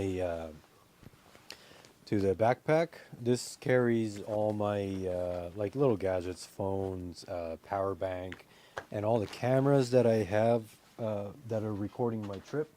I have a DJI Osmo Action 3 and a Insta360 Ace Pro 2. Both have 3 batteries each, which I'm rotating every single day to. Whoop. Uh-oh. Someone's angry. Okay, leave that. Just as a prop screaming at us. The prop. Yeah. Our prop wheel. Yeah. Anyway, so this little bag weighs about, I don't know, 3 pounds ish, and then that's attached to a backpack. I'm just gonna show it to the camera here. Cool. Yeah. So this is my backpack that I bought professionally, and there we go. So this is actually a camera filming gear bag, Oh, which has a nice. compartment for a drone here. Of course, I carry a drone, a full controller, DJI Mini 3. It's very lightweight. You can see it right here. Yep. full set here. 40 kilograms, 40 pounds 40 in pounds, kilograms. so 20, is 20 what? kilograms, right? 20 kilograms. I have a spare tube in my backpack, in a bag, a raincoat, rain pants, top and bottom, and I carry a Roger charger at the bottom here, which isn't in here, and a basic toolkit that's got like a spare XT60 cable, some super glue, a hex wrench, stuff like that, an EV charging adapter, and a hammock. Right, this is for naps. If I want to get away from bugs, I have this Hennessy hammock Nice. and a lightweight pump. I'm not carrying an electric pump on this trip, and a Makita drill. This saves me from, you know, fucking up your ankle trying to unscrew 12 screws when I need to take off the cover on my wheel, which happens occasionally. And then I have a full 15-inch MacBook Pro and its charger inside, and a little bit of dried coffee, all my spare cigarettes and filters. That's essential for me, which I didn't bring enough of it, so I'm saving a lot. Gas stove thing in case I need to like camp out. Oh, like I a don't jet carry a jet fuel thing? yeah, the gas burner, they call it. Which I don't have the gas for it, but I haven't used it. But I thought maybe I'll come to use of it. And then I have a sleeping bag that attaches right at the top here. You've probably seen it in my videos. But so It's like the a back- rain fly?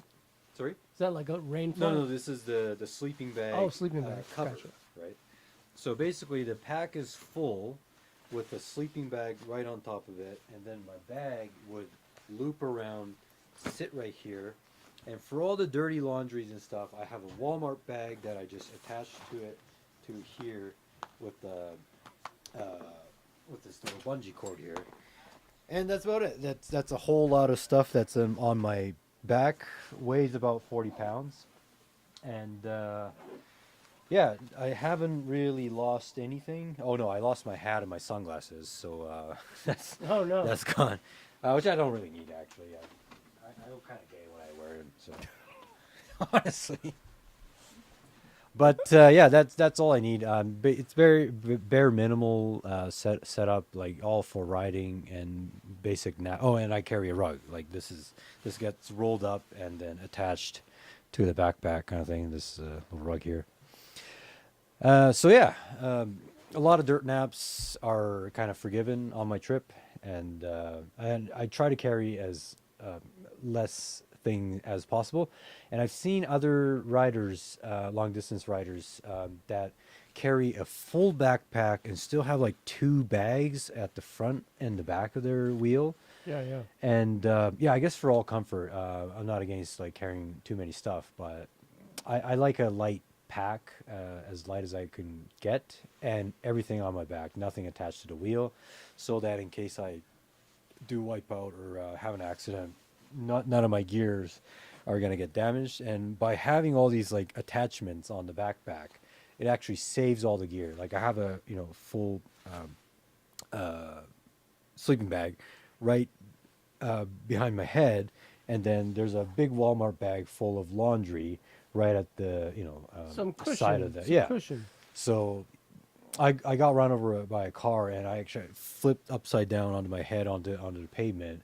Nothing was aching that day except for that crushed leg or foot I got. And the fender of their car. Yeah. I walked away pretty cheap on that one, but anyway, so yeah, I mean, you guys, anybody can pack however they want and all that, and I'm in no position to like set an example. I wouldn't recommend anyone to do the trip, this trip the way I'm doing it. Probably it'll probably drive you crazy, or you probably. I was almost like get this, like when I was here on the first night. After that ride, we went on that ride, and I probably had like a couple of beers to myself, and I was feeling that Rocky Mountain high because of the, what is it, the altitude you guys got Yeah, here, yeah, right? it's the altitude. Yeah, And for some reason, it kept me up all night. I was up till like 8 in the morning, and I think it was around 7 a.m. And just as the sun was out, I was going crazy. I thought you two were cops, and you wanted to put me on house arrest in this house.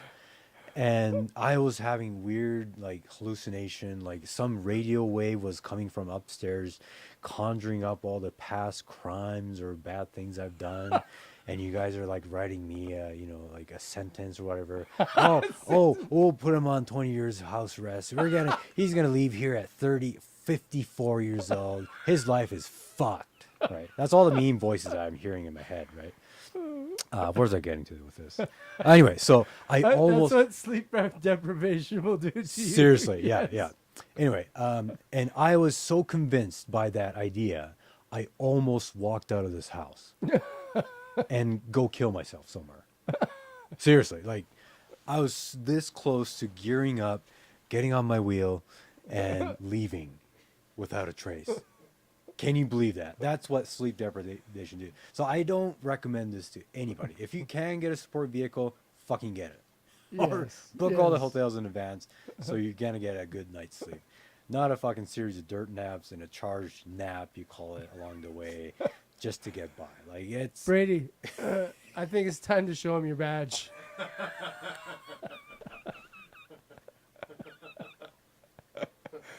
That's wild. So tell me this. So yeah. you obviously haven't been riding big monster wheels forever. So what wheel did you start out on? Take us through your yeah. EUC journey. How did you get started? 100%. I first bought the. I guess I was introduced to the whole e-wheels by that little hoverboard, that little mini Segway. Oh yeah. And that was back in Japan, like way back. And I thought it was really cool. I used it because I'm a cameraman by profession. I've been at it for like 13 plus years since I was 19. And so I found the hoverboard pretty amazing for doing some dolly shots, right? Oh, or yeah. like shots, you call it. And so I've always been interested in e-rides until I saw the 9-bot 1A1. So one of the first genesis of the wheel, like unicycle, I guess. And yeah, I used it for some gigs. I remember as a cameraman, and I also thought since I got on that A1, it had an incredible range. Like it was maybe like 15 miles or something like that. But that was plenty. I was in Tokyo, downtown Tokyo, living there at that time. That was plenty to get around to like go to the other side of town and do my gig and come back and stuff like that, right?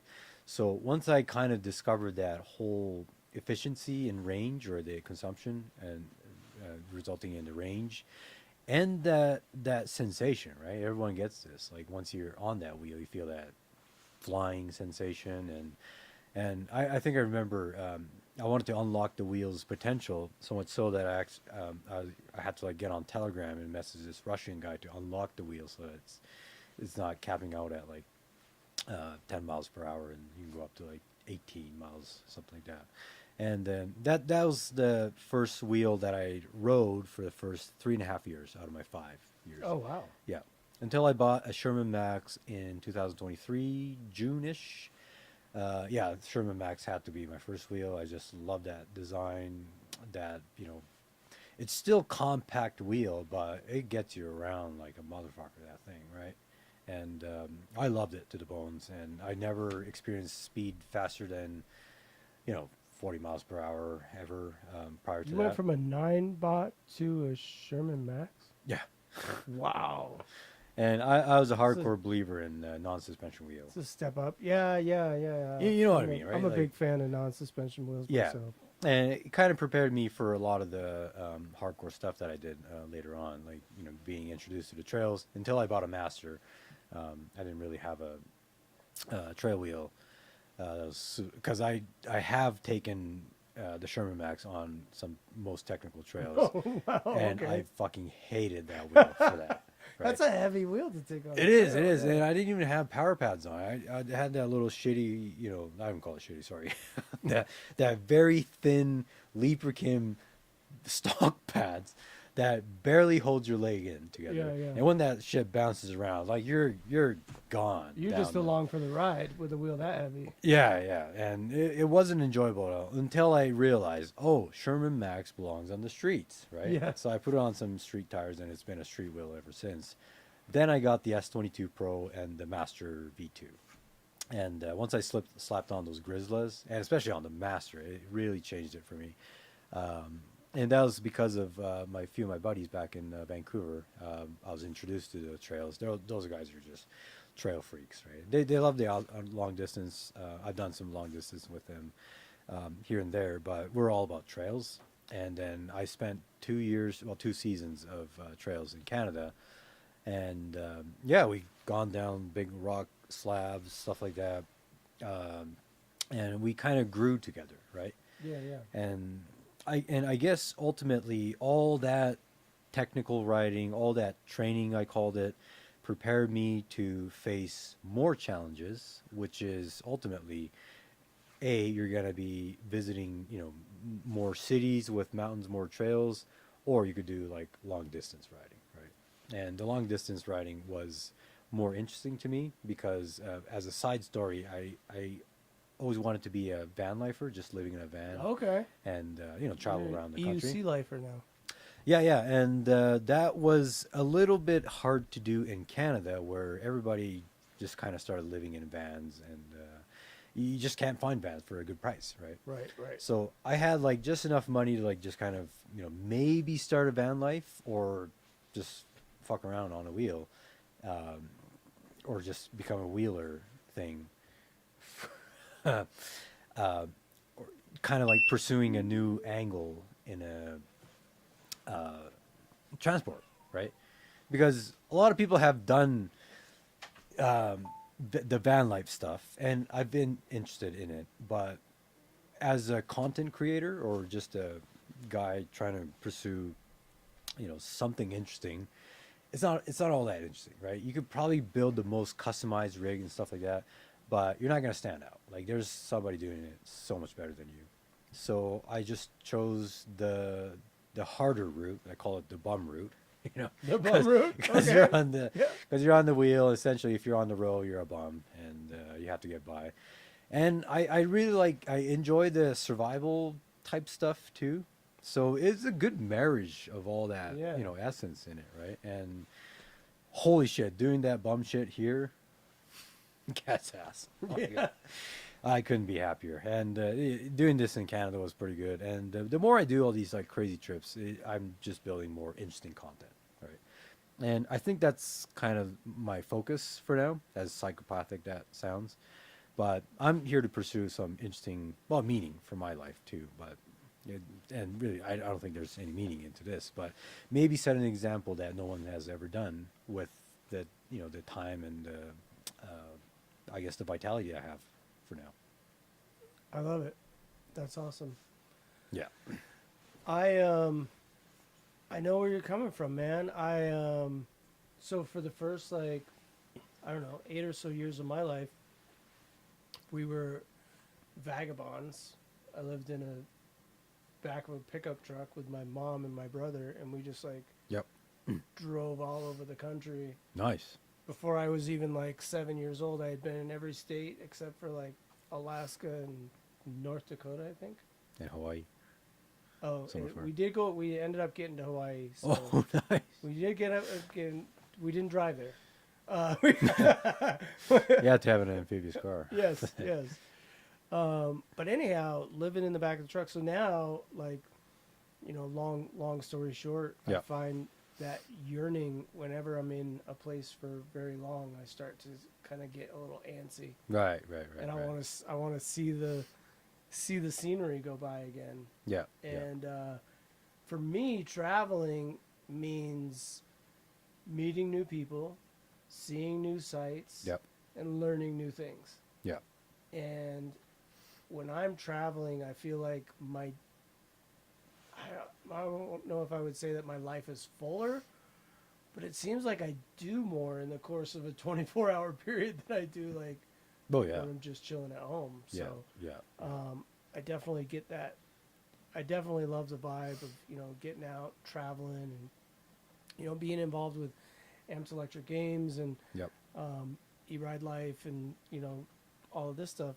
I've been fortunate enough to make it to India and Thailand and China and Malaysia soon and Yep. Yep. all over the U.S. I've ridden with people, and but I think one of the coolest things about being involved with EUCs and traveling around is that pretty much anywhere you go, if there's another EUC rider, like you got the hookup. Right. They'll tell you the best places to eat, Yeah. where to stay. They'll take you on a ride, a trip around Yeah. their town, and I just think it's awesome. Yeah, it's a whole new experience. Yeah, Or I just love a whole new way of experiencing like another town per se, right? Like Yeah. you're meeting somebody like out of a one in a million, I almost say, and then they just happen to know the best spots, right? All that sick ride and everything, and then that's a one hell of a way to connect with another town or anything to a person. Yeah, So- for sure. Yeah, I dig that, man. And I also think that with a lot of riders, there's like, oh, you ride?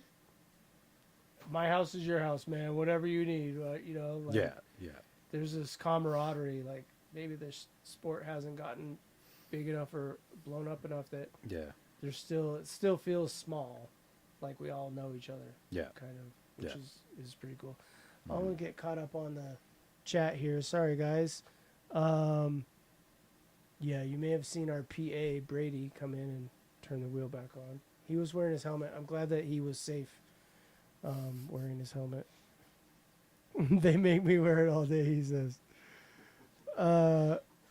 We know that's not true because it was that Goat helmet. Nobody's wearing that. Nobody's wearing that all day. I even saw those helmets like being left blatantly at the hotel room, right? Like, nobody wanted it. It's a cool shelf helmet. Brady wore his Goat helmet today. For those of you that don't know, Goat made a helmet. Well, they didn't make it. They put their name on it. And, yeah, we all got Yeah. Goat helmets. But I don't think they're MIPS or DOT or Snell or any Yeah. ratings like that. I think it said dips on it. Dips. What? Nips and dips. Made out of dim sum? No. Just kidding. Just kidding. Awesome. So you have been all over the world riding on your wheels. You said you made it out to Thailand. You obviously U.S., Canada. Mhm. Is there a particular place that sticks out in your mind, be it for the technicality of the ride or the view or anything else like that, that you would say you can't miss it, you have to go experience this on an electric unicycle? Oh, if I was to recommend a place to Yeah, somebody? Yeah. Well, I think for technical, from my preference of riding, if you want to really up your level, I say come visit the North Shore, so Vancouver, or BC. Like there's lots on the Vancouver Island as well, but in the mountains there you have a lot of just really crafty stuff. Like you probably like see like that a bunch of carpenters got together and they just wanted to build the most awesome trail, but it's in a rainforest, so you got like a lot of So slippery. yeah, slippery and stuff like that. So that's why they build these like wooden structures in there, right? So once you walk in there, you find some spots look like straight out of a Disney like attraction or whatever. Yeah. And you got rock slabs and all that stuff. Yeah, you sure have all those like technical stuff here and there too, but I think the overall vibe is kind of different, and I may be just very biased because that's the maybe the only thing that I've really seen from a trail. But yeah, so Vancouver riding is pretty good, and this the riding inside the city is pretty nice because in the downtown core of that place, there's a bike path all around it, Nice. and then it just takes you all around. It's like not even like 7 miles, something like that in length to go around it. But if you're on a wheel around the Vancouver area, like you just have everything, right? You got a little bit of beach sight, not a beach that's rideable, endless bike paths and technical trails right at the backyard of the town. And maybe if you wanted to, you can venture out into the Rockies or whatever. But maybe that's it. Like you have like a bit of very compact package. Something of for riding. everybody.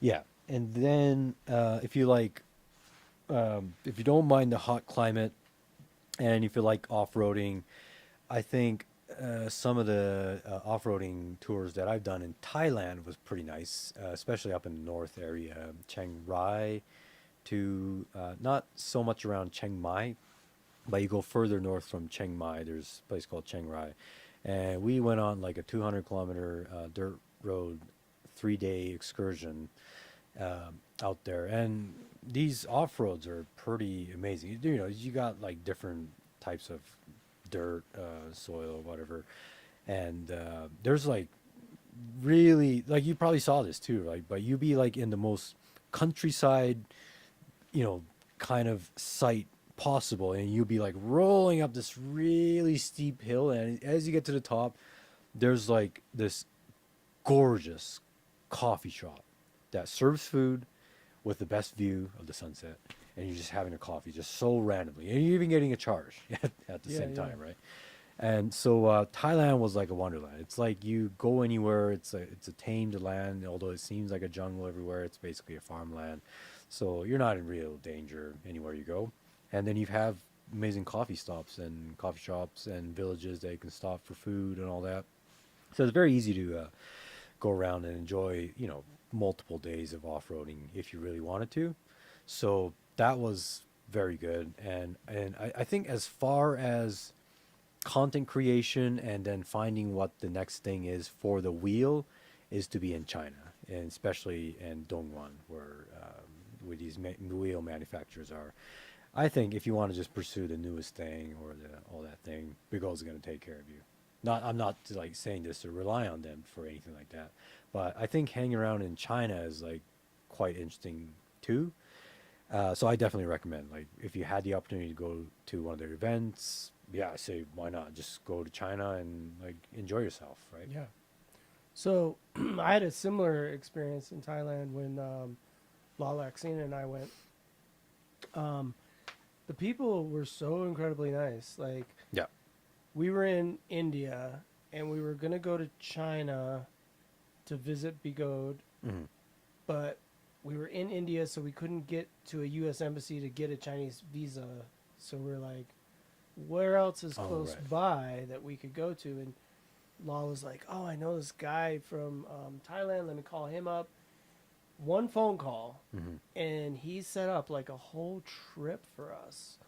We ended up arriving at like 6 in the morning, and by like 9 o'clock, we were on tour buses heading into the north on a safari, on an EUC safari. We had wheels, we had food, we had hotels. Nobody would let us pay for anything.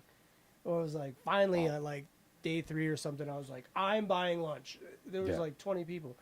You know, luckily we had just hit it just when they were on their way on a safari, so they were like, oh yeah, come and join us. So they already had like all the wheels and the buses and everything. And we did it in style too. We like rode these luxury buses up to Chiang Mai.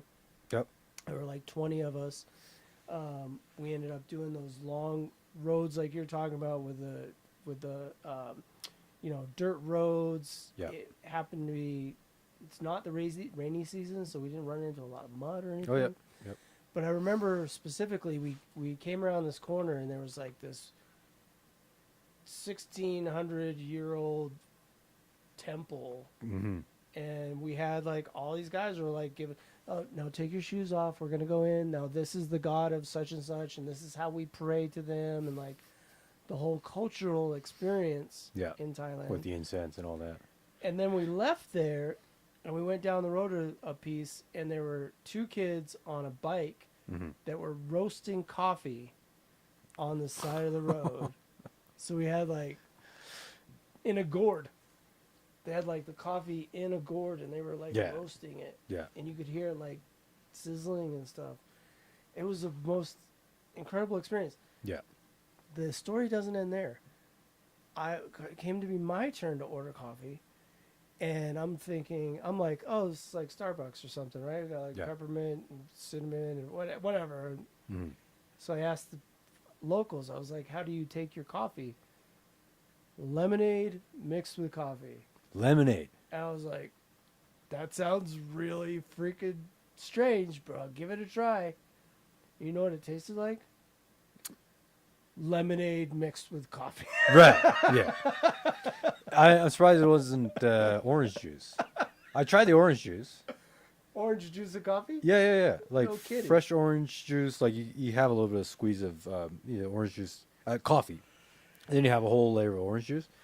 Ever try that? Like it's so No. good, man. When it's best served cold, of course. But yeah, orange and coffee. I found I did Like revenge. think. Yeah, I thought it was a strange combo, but holy shit! On a really hot day, it goes down like, and you want another one. I think that Yeah. probably a similar experience for the Yeah, so lemonade. lemonade's still news to me. But, Yes. Yeah. Yeah, it was bizarre. It was bizarre. All right, let's get caught up on the chat here. Really appreciate everybody coming in and chatting. If you guys have questions for Eugene, aka Dirty Sherman, he's taking a trip across the United States. Spartacus says, I think Australia would be fire when it's winter here in the States. It's summer down there, down under. Hope to do a trip. Heck yeah, do it, Spartacus. Let's see. That brings me up. That brings up a good point. So, did you consider what went into your thought process as far as like weather for the U.S.? And is there a reason you chose the dead of freaking summer to go across the U.S.? Yeah, I wanted to originally start earlier, so I was gonna maybe come here like early June, but yeah, that got pushed back just by a couple of weeks. I started on like 22nd of June, which I thought it was kind of already late because we're in the hot summers now. But like I said, enduring all that Thailand heat kind of trained me for all this Oh, yeah. heat, right? So I don't find it difficult to, keep going during the day, even though I wear a full suit up and down. And then at night it cools right down. To my surprise, it's surprisingly more comfortable than I thought. Right? Maybe even chillier than I thought. Yeah. So it's nothing worse than what I've experienced in Thailand or in Canada. Okay. Yeah, way later in the season. I ventured out into the Rockies in the month of September last year, and it got really cold and wet on some nights. But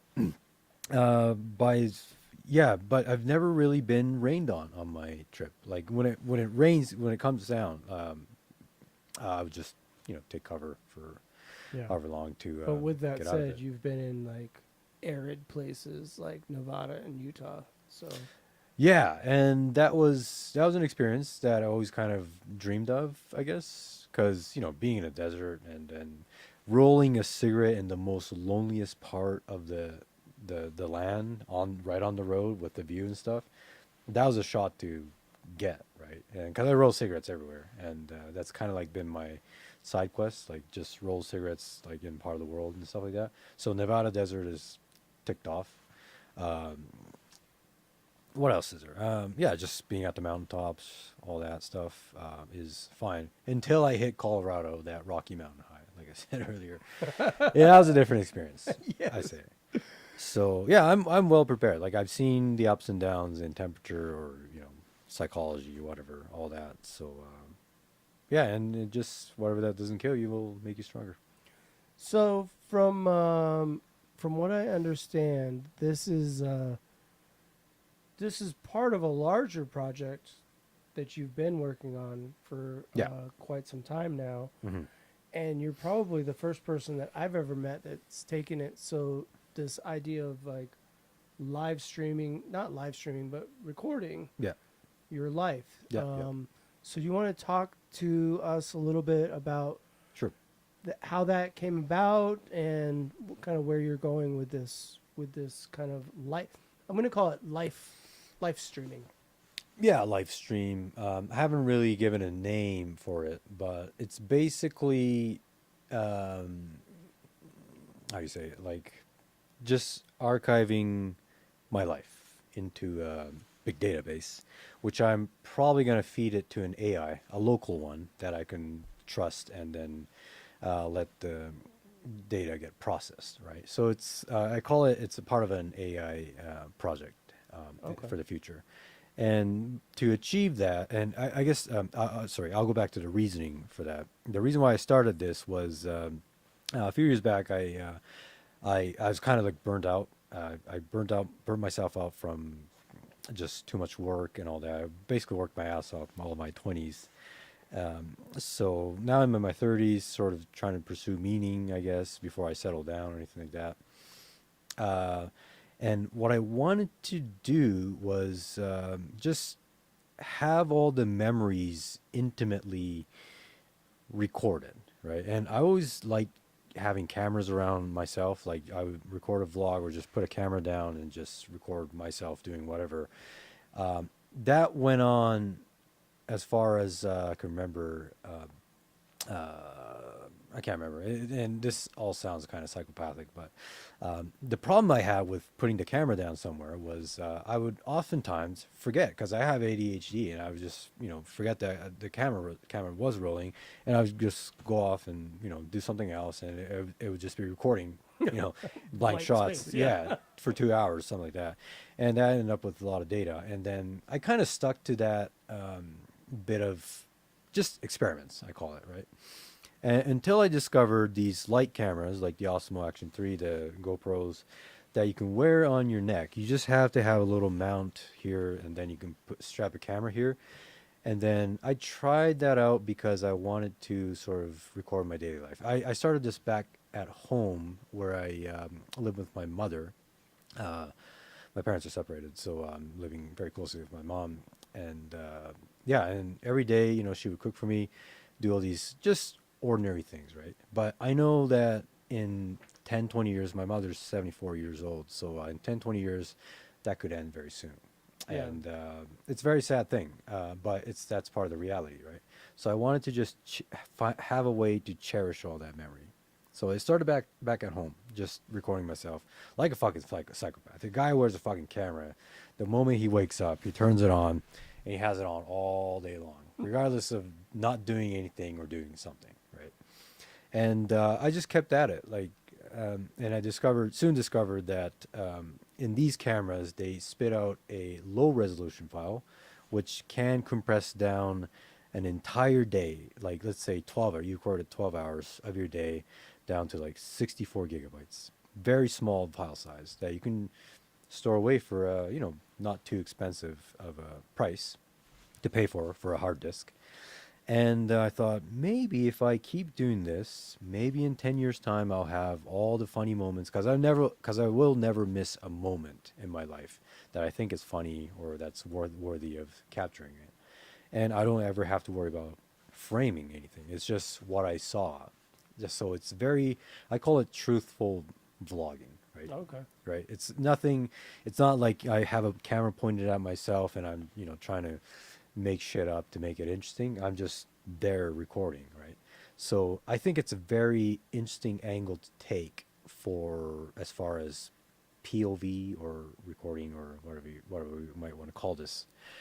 And yeah, and so basically it allows me to collect content. Like while I'm at something, doing something, it'll record everything that I said, all the people that I meet, all the names that will be like, that I'll be able to just refer back to. I don't have to remember a thing if I didn't have to, right?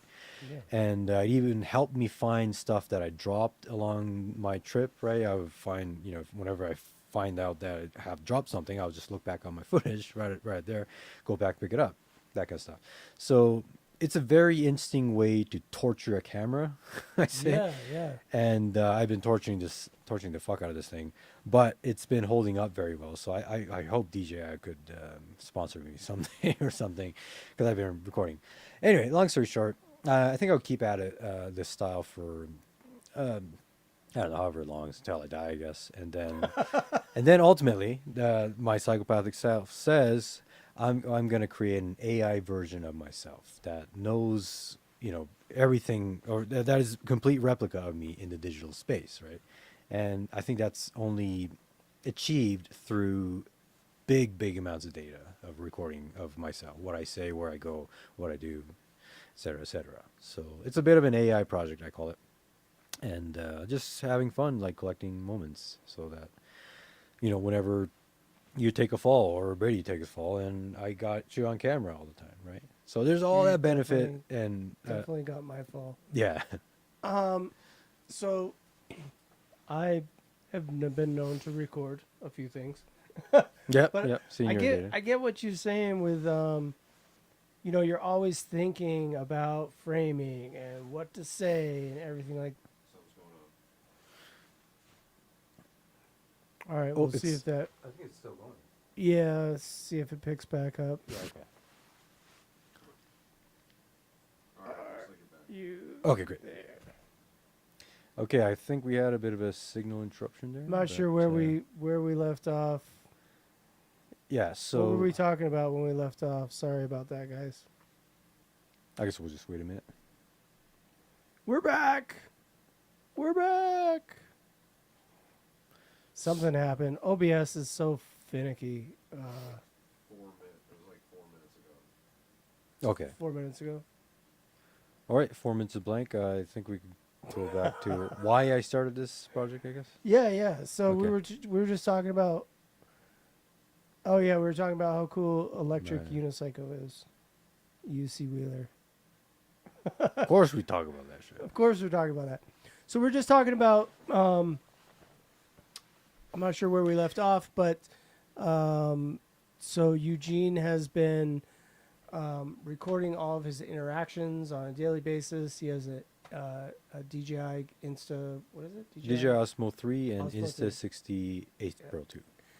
He wears it around his neck. It records all the time, which is why if you were here in the beginning of the video, you saw the interactions that we had when we first met each other. So like Yeah. being able to go back in time and like you were Yeah. saying, be able to find things on the trail Yep. that you dropped and things along the way. So I think it's And I'll just add one more. Like Yeah. from a professional's perspective, I've been to like some cameraman gigs, and then by having a camera rolling, a POV of the cameraman, and if you can record as long as you can, that will cover the gig time. You have this incredible timeline of video that you can refer to, and then add your professional angles to, or Yeah. have that as a backup, right? your BTS, they call that, right? Yeah. Behind the scenes. And I just found so much meaning into doing that. Although it's a bit of a work, you have to like constantly change your batteries, manage the camera and all that. But it's a piece of cake, right? You just have a little bit of thing sitting in your back and drawing power from your power bank, and there's just so much benefit than you can imagine. Like picking up things and all that. And then ultimately, I'll tie it into an AI project where I will have an AI process my. Currently, I have 5,000 plus hours of videos, and that'll be crunched up by AI like that, right? And then there will be a complete replica of me in the AI sphere that will live forever, because I want to live forever, man. I want to live 1,000 years if I can. And Nice. the only way to achieve that is to become an AI or something in the digital realm. And I think by having thousands of hours of POV of myself would help in that, Yeah, that's awesome. I wish I would have had a camera on me for a lot of the experiences that I've had over the past 4 years with Yeah. Amped Electric Games and just traveling around the country. And it's because most of the time we've been live streaming at these events, and we've got like 2 drone pilots in the air. We will have like Yep. 6 fixed cameras. We'll have 2 shooters. We'll have Oh yeah. 2 hosts. I mean, it's just like a whole production. And then, Yeah. by the end of the day, you're just so completely and totally wiped out. Yeah. Yep. You go back and try to reach back for those moments like, oh, we got to do this different next time or Yeah. whatever. You lose it. Yeah. So I think by having that, like, you were saying, especially on the gigs. Yeah. I think that might be something I'll start adopting as well, because Oh yeah. especially for the events, I think that BTS footage would really tie together It really does. what's happening at the event, Yeah. during the race and, Yeah. and everything else. 100%. 100%. So that's awesome. So Mm-hmm. with regards to events, we were talking a little bit about the events that are coming up. Yep. Are you an event guy? Do you like to go to EUC events like races and things like that? You know, I've been to few in my lifetime, but I've never been an event goer. But I'm not like shying away from it. I just don't. I'm just not at the spot or not Right. nearby, right? Right. So yeah, I think as far as for me, racing for EUCs, I only raced maybe 3 times in my whole riding career. That's about it. Once, my first ever was in Thailand, in Pattaya. It was a 30-minute endurance race Oh, wow. under the hot sun. It's called the UC Super Race, they call it. Oh, yeah. I think I saw that. Yeah, and I was there riding that. That was my first ever race. Second one was in China. Yep, that big old race last year. And then the third one was at the Electrify Expo, which I didn't really race because I was on my biggest wheel and everyone else was on their spicy wheel there. And I had no chance, right? So I actually sat the whole fucking race on that Yeah. big wheel and did it. And you know, the thing is, I guess I don't really, I'm probably like the square peg in a round hole that just kind of likes to like throw in a curveball into the things. So Yeah. I'm not there honestly racing. I'm like just there to like set a new example or whatever, as arrogant as that sounds. Yeah. But I kind of enjoyed that bit of myself. I guess I don't really take pride in doing that, but it's just what I do, right? So so maybe that puts me out of the event goer category by nature, but yeah, I love meeting people. I love doing all this thing, but yeah, I mean, if the opportunity calls for, I'm never shy from an event. Yeah, I'm not antisocial. No. Yeah. So, as far as you've been around for a while, like I have, and like Brady has, and I'm sure a lot of people on the chat have. Yep. Where do you see EUC as a sport going? Do you think that? I guess I'll just leave it at that. I mean, it feels like Yep. we're having more events and things like that. I'm not sure about the ridership. You know, how much it's growing or shrinking. Yeah. What is your feeling about the direction of EUCs in the future? Yeah, I'm always thinking about this stuff too, and I think at the end of the day, all we can do as riders is to inspire others, and to have more people join in if they're convinced about the whole idea of riding these things. So, and I'm starting to sense that it's not really a mainstream thing just yet because of few factors, I guess. You know, the fact that you have to wear a helmet to ride is like probably putting off a lot of people, like, or yeah, just going. Not everyone likes to go fast or anything like that. But it's like a drug, I guess. Once you really get that high from it, and then you're kind of all about it, or you become a casual rider. You know, you just have these different levels of riding, right? But I really don't know. Once I think a really good story or something gets out there that catches people's attention, or even like, you know, say Tom Cruise rides one of the unicycles across the fucking canyon gap or whatever. At that level, people might be concerned, might consider it, Yeah. right? But until then, I think it's at best maybe a toy, but it's a really fun toy. Like Okay. we find a lot of meaning out of it, but still, it doesn't compare anything to a gas powered car on a highway. Never compares to that. and you're probably not going as far as you wanted to on the wheel. Although you got a wheel that you can do at 70 miles per hour, nothing like a range for like a motorcycle or a Harley, anything like that. So at best, you're probably riding a toy. But I don't say that in a pessimistic way whatsoever. I think it's a great toy. It keeps me alive, keeps me like happy every day. So, and right now at that state, it's very, it's a hobbyist thing at best. But sometime in the future, I think there's a utility side that should catch on, and then convinces more people to ride. I think. Nice. Yeah.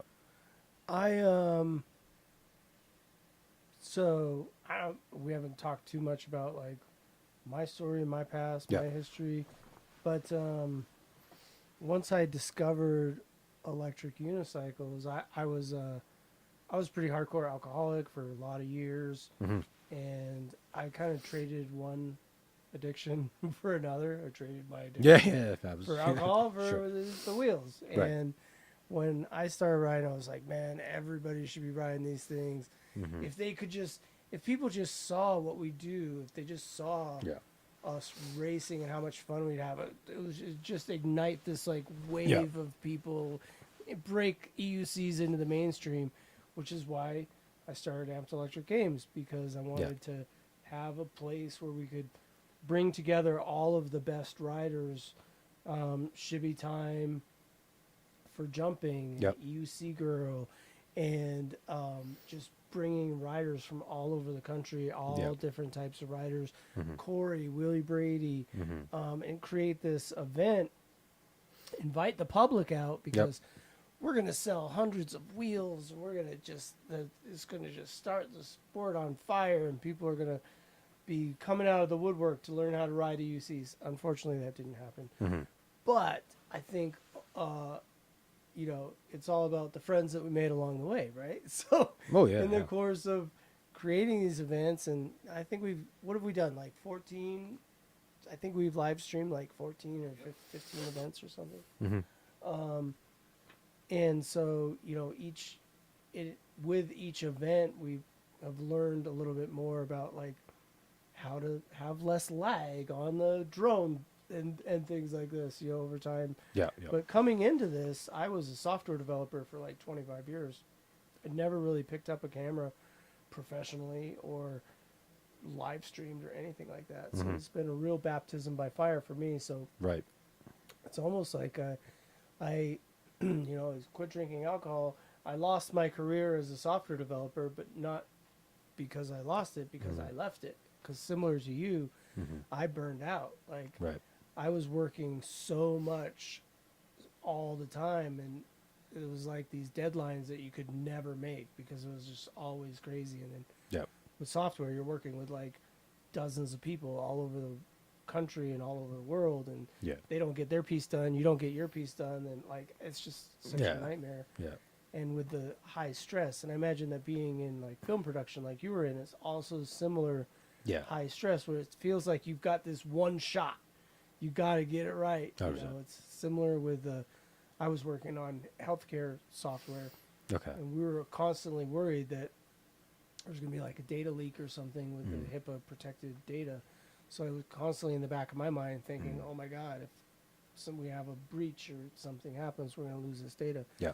So I know what you're talking about when you say that you burned out, and I wouldn't say maybe it is. Maybe this is somewhat of an escapism on the wheel. Oh yeah. Sure. In comparison to having a career where you're showing up every day. Mhm. Is that what you feel like? Is this an escape, or Yeah. is it another job now that you're doing the live streaming? Yeah, I wouldn't, by the state of where I'm at now, I wouldn't look at this as a job, but I do think that I'm kind of onto something, like by having this project simultaneously going, as well as, because every day you ride, you're kind of training, right? You're learning something new and all that stuff. And, yeah, basically,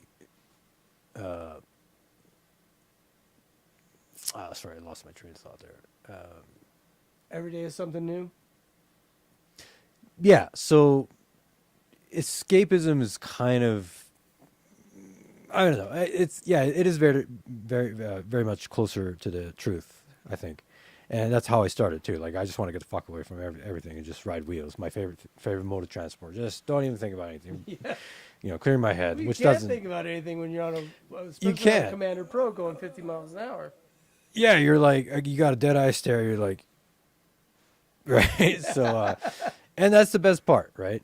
But you know, if this thing is still rare, I'm not like, you know, guy on a Harley just going crazy. I'm like on this special toy that comes out of China. We got to meet the riders and all that. And I'm filming all this thing. So I think the meaning has kind of caught on afterwards. Like I'm Yeah. finding it. It's like kind of like that moment from the movie Matrix, right? Like Neo's talking to the Oracle, and Oracle hands Neo a candy, and he's like, "Did you know if I was gonna take the candy?" And the Oracle goes, "Wouldn't be much of an Oracle if I didn't, right?" And then he's like, "Well, if you knew I was gonna take it, how can I make a choice?" It's like I'm at that state, right? Like, but all I'm doing is trying to find out why I made the choice, right? So we're getting philosophical here, but yeah, it's basically started from an escapism, but my heart probably knew like what I wanted to do, and that is to do something that no one's ever done. I love taking challenges, you know, challenges, a lot of play, you know, because I think that's important in life. I don't think life is all about just working and trying to make ends meet. Right. Sometimes you fall off the wagon, you know, you become a bum for a few months or a year or something like that, and that's okay, right? Like you're in a safe net, I think, as long as you're good in society. And I want to see everything. I want to see all the tops, the bottoms, all that life's got to offer, and I'm here to witness it and sort of capture all that, right? So Yeah, man. I think I don't know if that becomes a good answer to no, whatever that the question was. That but- was great. I was just reminding me of a podcast I was watching recently about free will and whether or not there actually is free will. Like, Yeah, yeah, because a lot of the decisions that we make are made so quickly that yeah. did we actually make that decision, or was it Could have made been past for us? suggestions in your Right. ideas and planted by others. all Yeah, that. so I think there is a philosophical piece to it when it comes to riding wheels. Yeah. I mean, obviously we do it because it makes us feel good. Oh yeah, 100%. You know, it's a type of thing where I think the clearest when I'm on my wheel and out. You know, because I'm thinking about everything, but at the same time thinking about nothing. Is, I guess, I feel the that. easiest Yep. way to put it. Because you got this part of you, like you're on autopilot and you're doing this, but at the Yeah. same time you're just like other stuff. And Yeah. I have found, for me, like I've been able to work through some pretty heavy shit from my past, like on the wheel, like riding, like thinking, Yeah. like you were saying, some of those times that we get into in our lives when we think about something we said to somebody in third grade that made them feel bad or something, you know, like these thoughts. And then being Yeah, on yeah. the wheel, I feel like gives us that chance to look at things almost like removed, like From a meta point of third view. person, yeah. Yeah. And almost like forgive yourself for stuff, or just like file it away, like, all right, I've analyzed that enough, I'm done with it.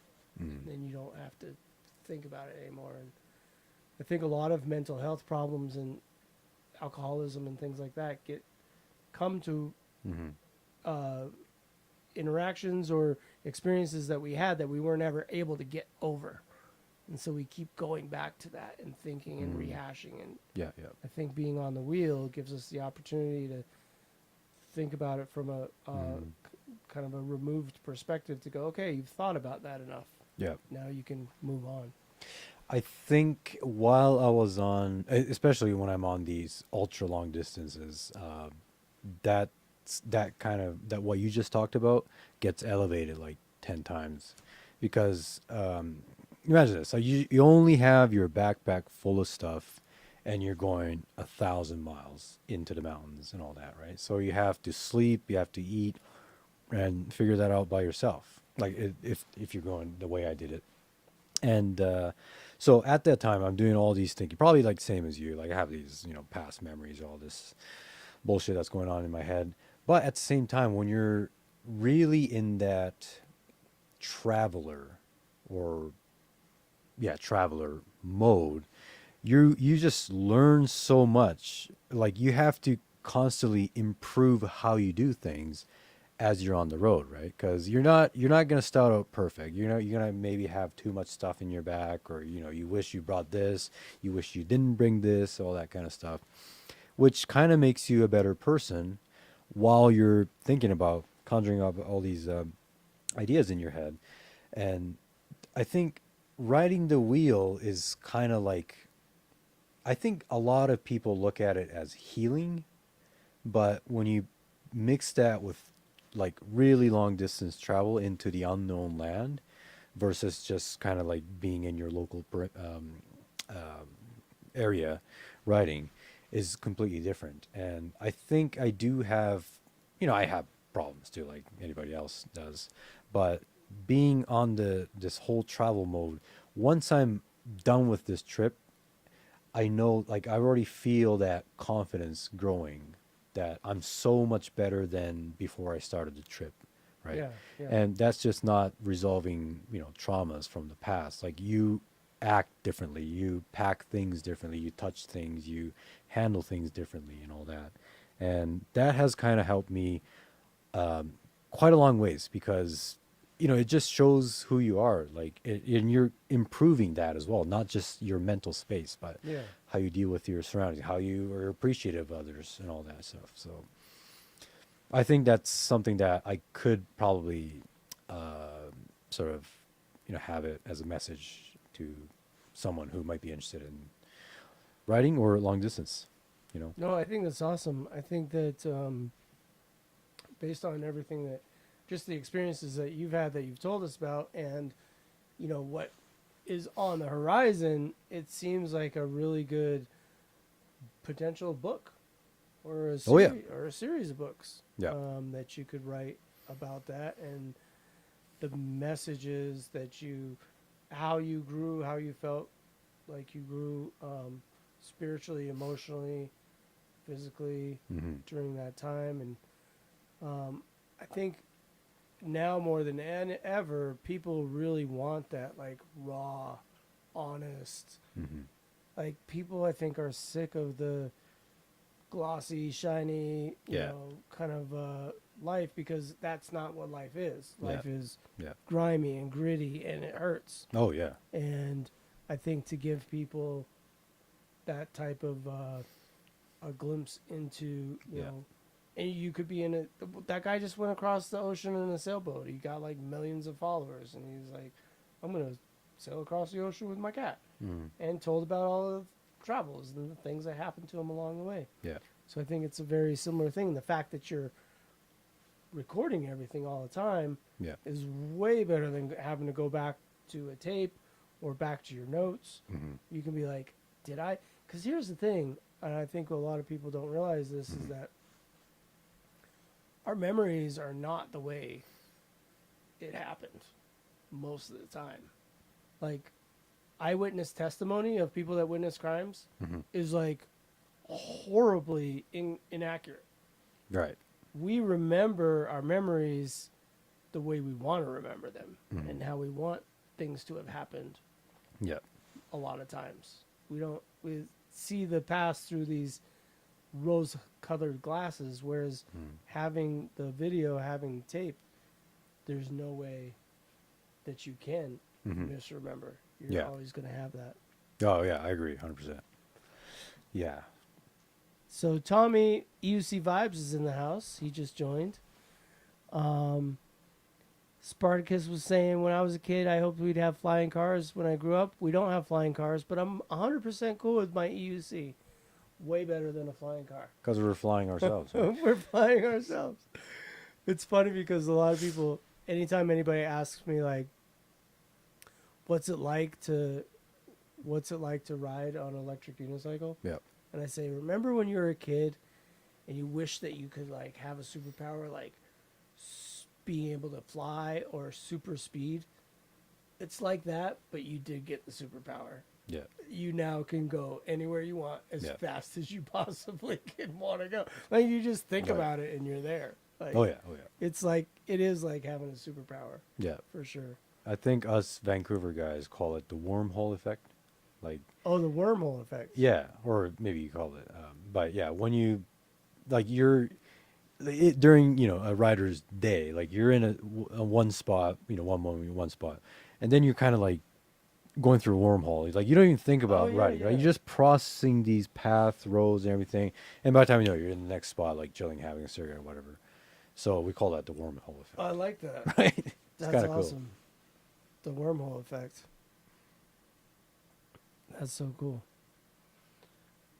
Awesome. We'll get back. So yeah, we want to thank everybody for joining us for this live stream. Sorry about our little technical difficulties.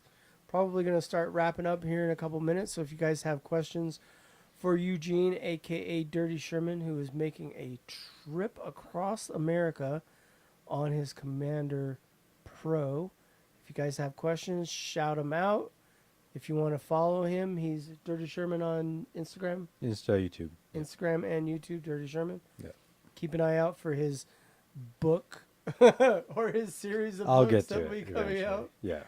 I can't imagine trying to do the editing, and the filming is one thing that, like, you hit the nail on the head. The editing piece is just like, Yeah. for me, it's just takes forever. Yeah, actually, I've come across a way to sort of combat that, and that is by vlogging in between. So I'll probably vlog in the morning or at the end of the day to wrap up whatever I've shot during the day, because I don't really speak into the camera unless I think it's like something that's noteworthy to talk about or something like that, right? Which I didn't do until the beginning of this trip. Like I just shot everything raw, like just camera, my POV, and not much talking, which is kind of very hard to refer back to. But if you do that little bit of vlogging at the beginning or the end of the day, once a day, to summarize everything, it makes this whole lot easier. And it helps you remember what you were thinking, because you were vlogging, you were talking about it honestly, right? And which Mental space. yeah, totally. And those are hard to look back on, just empty shots of your POV.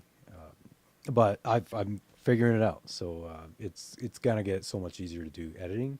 And I think for the past 2 years, whatever I recorded, unless I was on a long distance trip, I'm just doing like everyday mundane things, which doesn't really add to the story unless there's like some drastic change in my thinking or whatever. So it really helps by being on a big trip or a big mission like this, right? Because it really drives you forward and kind of like you got to figure it out or you're not going to make it, kind of thing. Right? Yep. So putting myself in that shoe. Oh, Ruben's in the house. What's up, Ruben? Ruben, if I had my air horn, I'd give you the little black cobra. Womp, womp, womp, womp. So, UC Vibes is in the house. He was saying, did we discuss the new veteran? Did you see the new veteran announcement, the new wheel? No. The I've not. Oryx? Oh yeah, I heard the name. I Abrams- haven't even seen the name. Abrams 2, the I thing. think they're calling it. Is that the Abrams 2, Brady? The Oryx veteran? Is that an EUC company? I don't know. I don't know either. So we do. I'm not sure we're gonna get an Oryx here at eRide's Life Central. We do have the Rocket. We talked a little bit about the C8. We talked about the Commander Pro, and I guess this is a good time to chat about as far as the choice of wheels. We talked about the Commander Pro and why you selected it. It seems like we have 4 companies. We've got Veteran, we've got King Song, we've got InMotion, you got Yep. Begode, you got Extreme Bull, and you Yep. got Nosfet. Yep, I you guess, got yeah. nice bit. 6 companies that are all putting out wheels. Mhm. They all put out good. Vibe said, "Don't call it the Abrams 2." I'm calling it the Abrams 2. I don't care what you. I don't care what you what you say.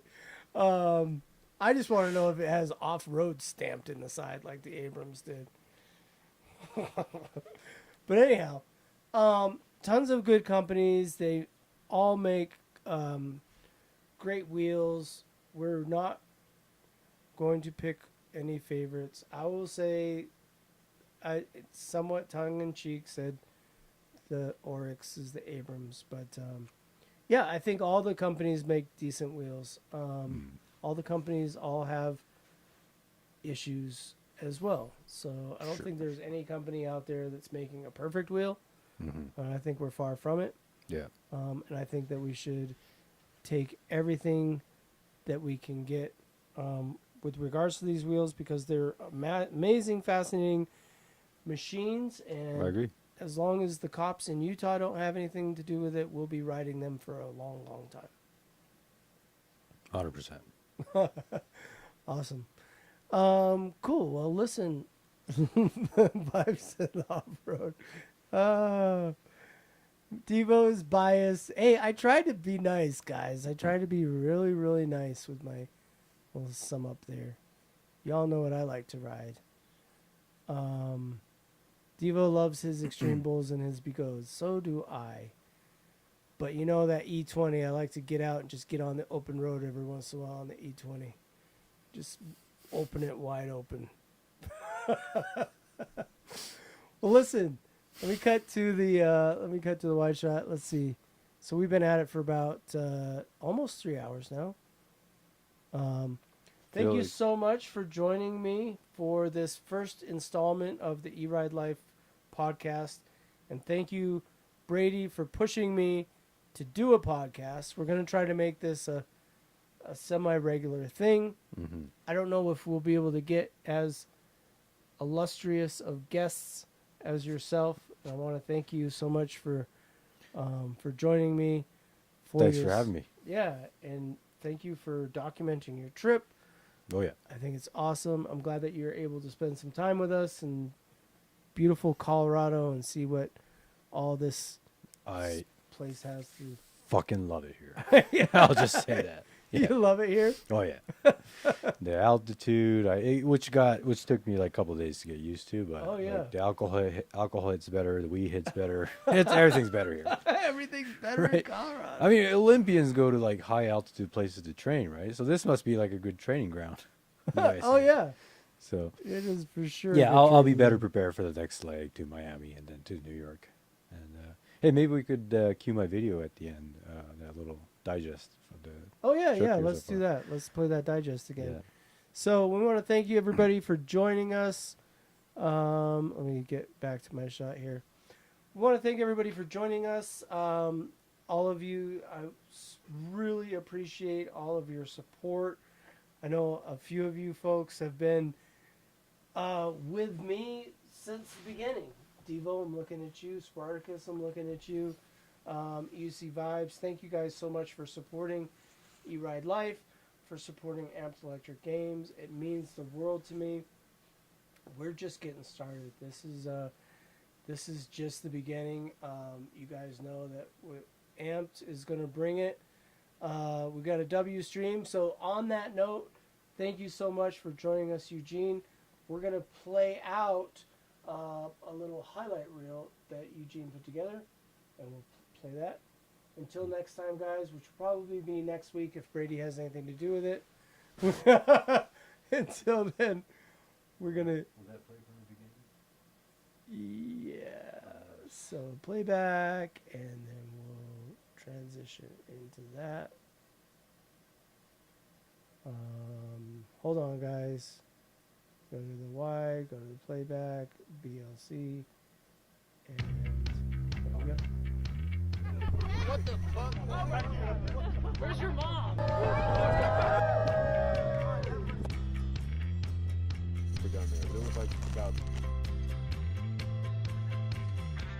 Thanks for coming on the trip with it. Yeah, you man. do that.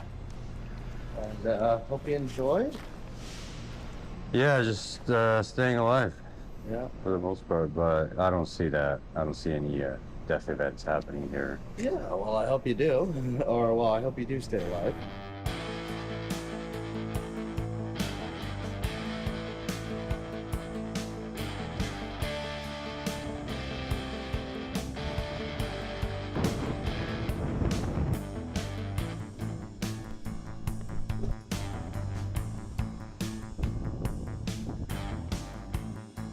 Look at this shit.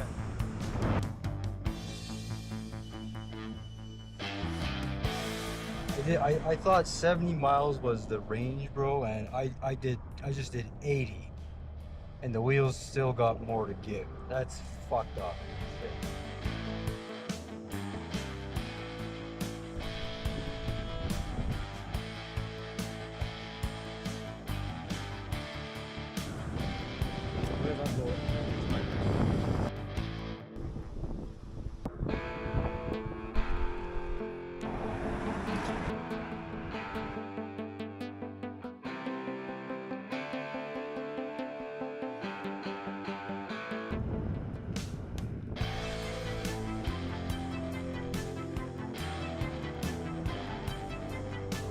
$40 miles, dirt road. Motherfucker. So yeah, my buddy's gotta be here and oh shit, they're here. Just pulling in. Brady, buddy! Fuck out of here! So you was in China. Buddy, fucking right on.